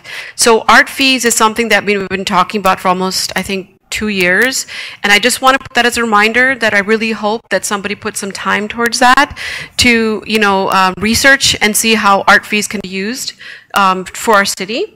A second part of that, I won't go into Library Foundation too much, except that I think we're really doing the right thing by supporting the Mission Library. It is such a great resource. I still remember when we fought for the Northside Library, it creates community. And it's such an important resource for us, so thank you for continuing to support that. Talking about how we will be planning for 10 years out, the one thing, if we haven't already learned it, is that the concept of what's fixed and what is a plan is no longer as we used to assume that it's something that's done and it stays that way. So when we share with people that we have a 10-year vision or 10-year plan, I hope we can also talk about how do we expect to adjust with the times, because that's what's, I think, hurting a lot of people, because we are fixed to a certain plan, but our needs have changed. And it's a typical iterative model in anything you do. You need to be able to change, you need to be able to change. So I don't know what was the plan for that, because I'm not sure if I heard that. It'd be wonderful if somebody can speak to that after this. What is our plan to be able to keep changing and adjusting to the times, even with the plan that we have? And finally, speaking about community engagement, and I apologize, I sound like a little bit of a broken record because I'm always talking about this, but there are so many different elements and individuals in our society that we engage. There are our residents, there are seniors, there are youngsters, and there are also our businesses. And I hope we can do some research on what are the methods by which they engage and what are the problems they're facing in those methods, so we can determine what are the right things to fix. I mean, I know that you're already doing a lot of analysis, but I think you need that two-way communication to make sure the resources are used efficiently to really address the issues from their perspective. They're the end consumer at the end of the day. So with that in mind, I just would like to reiterate that we take the time to understand that I'm being now part of the chamber. I'm hearing so much about the pain that people have with business permits. I didn't know that. So I'm glad to have learned that.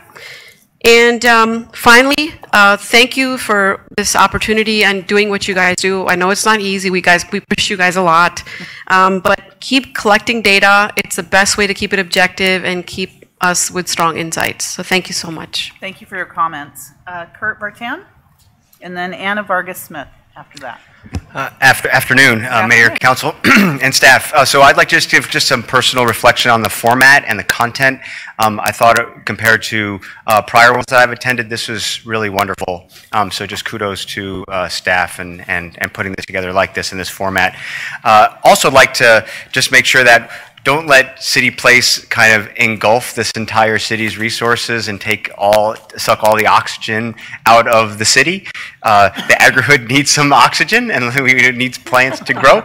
So let's make sure there's plenty of oxygen for it.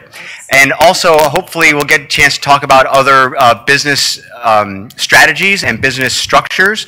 For example, worker cooperatives. I hope that comes up as something that you guys consider from an employment perspective, and how that might help kind of spread the breadth of kinds of businesses in the city.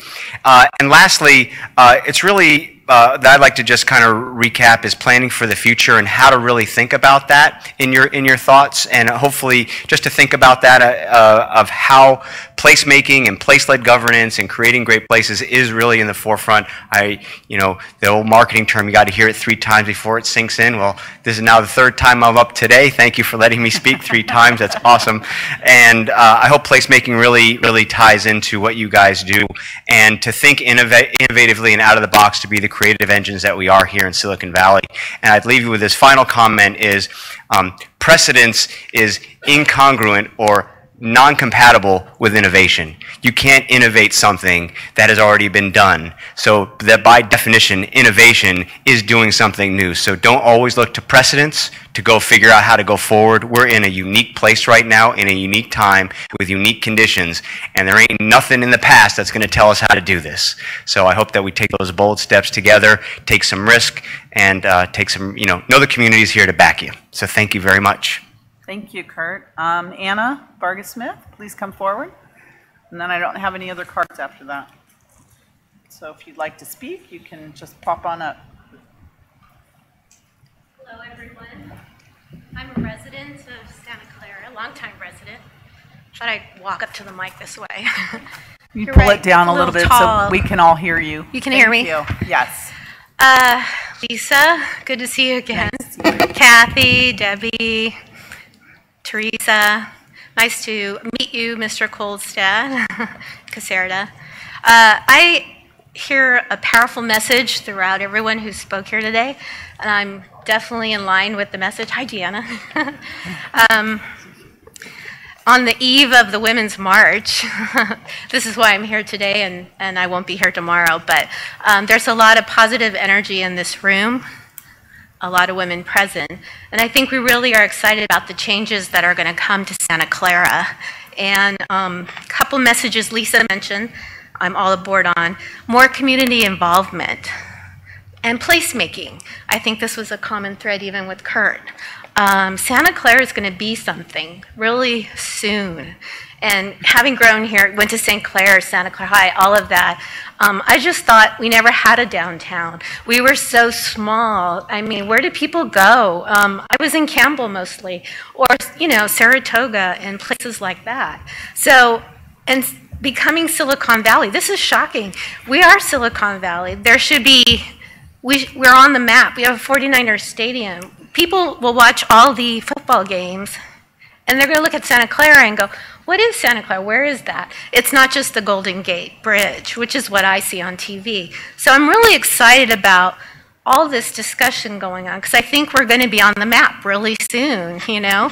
And I want to be part of it. I'm belong to Reclaiming Downtown group, and I'm also want to be part of any organization or any task force the city wants to put me on to make sure this reality really happens. As far as placemaking, it's really necessary because there's so much density that's about to happen in the next 5 to 10 years. Where do we find community? Where do we meet people? Where do we have a place for our children? I grew up in a Santa Clara that I could go outside and play with anybody. I go to the parks. I mean, I wasn't afraid to ride my bike at night.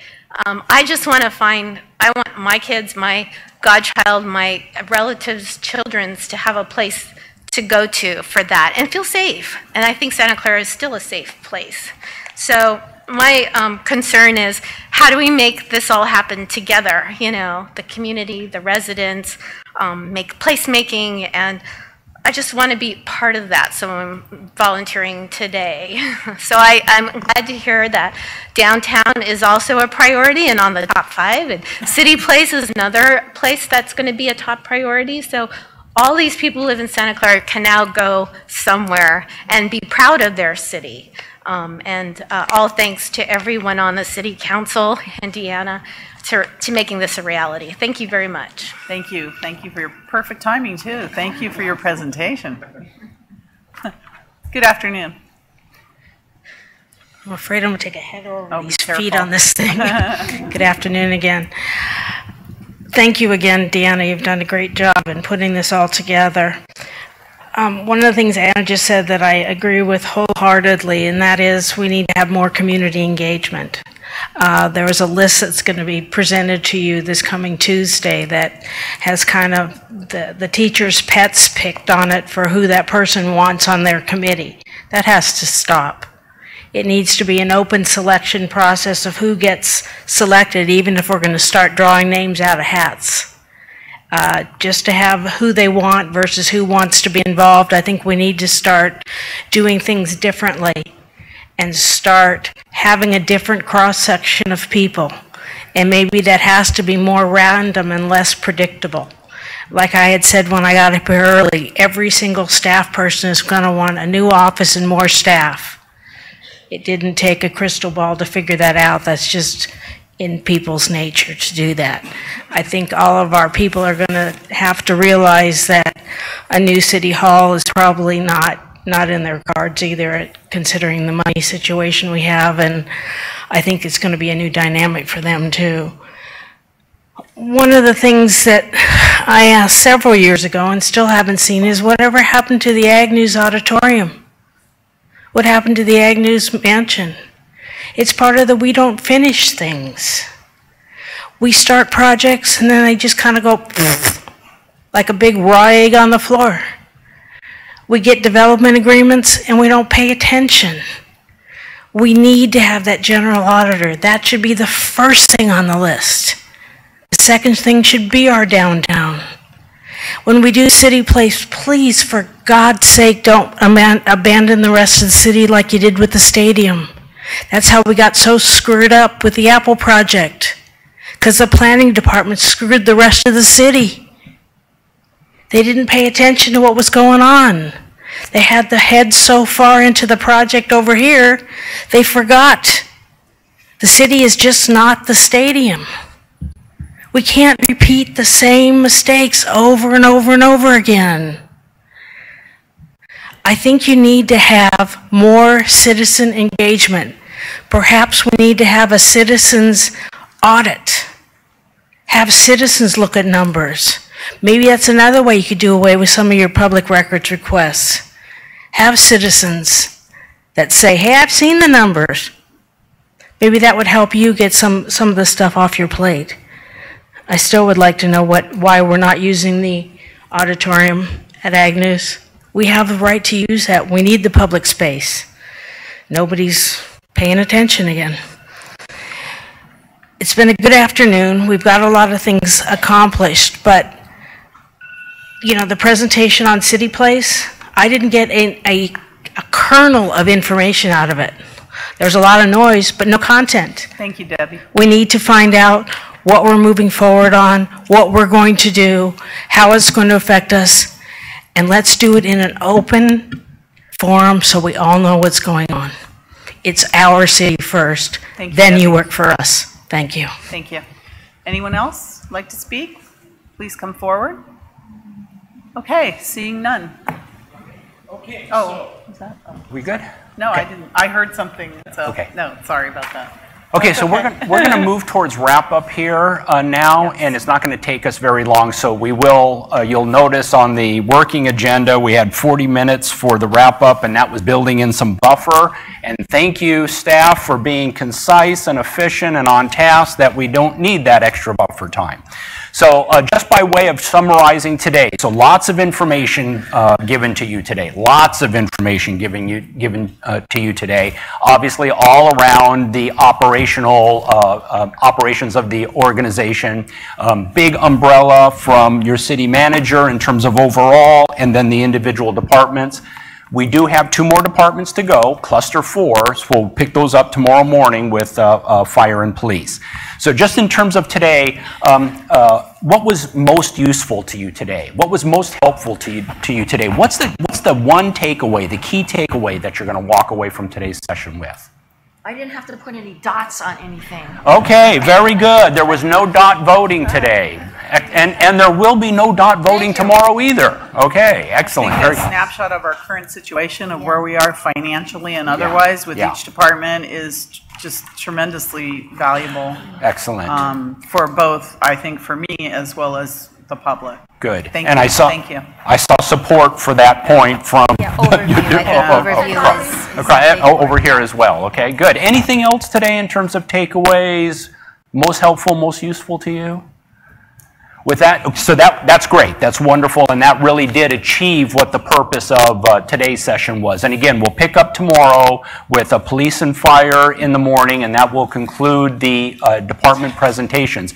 As part of the context setting in the morning, I'll have just a few words to say in terms of getting us organized, but then I will, the city attorney, Brian, will talk just a little bit about conduct at public meetings. So that will come in the morning, and then we'll move over into the police and fire presentations. Looking at the agenda, so if you look at the agenda for tomorrow, after the police and fire presentations, and then obviously council question and discussion after that, then we'll move into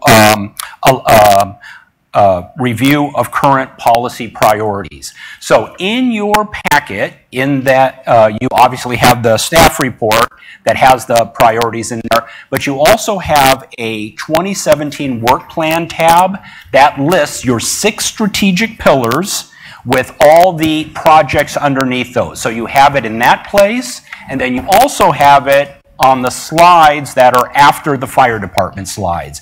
And they're in a slightly different format in those slides. They're actually giving you what is a policy initiative and what are some additional items. So there's two pathways into those strategic pillars. And what we'll do tomorrow is we'll just walk through each one of those. Where are you on this, council? Are these still relevant? Do they stay on the list? Does something come off the list? Getting your feedback on those strategic pillars. So, and then after that, we'll move towards, you'll see on the agenda, aligning policy priorities. That's going to be more of an open-ended discussion. Well, actually, the policy priorities will be a little open-ended because I'll provide the structure in terms of what those pillars are and what the progress has been. But then we're going to open it up to aligning policy priorities. And here we want to work together, have a dialogue together about how to pace the organization, what to do, if anything, with your commissions, with your council committees. We've heard a lot about the audit today, about risk management. How does that all come into play? So these are all potential topics for us tomorrow.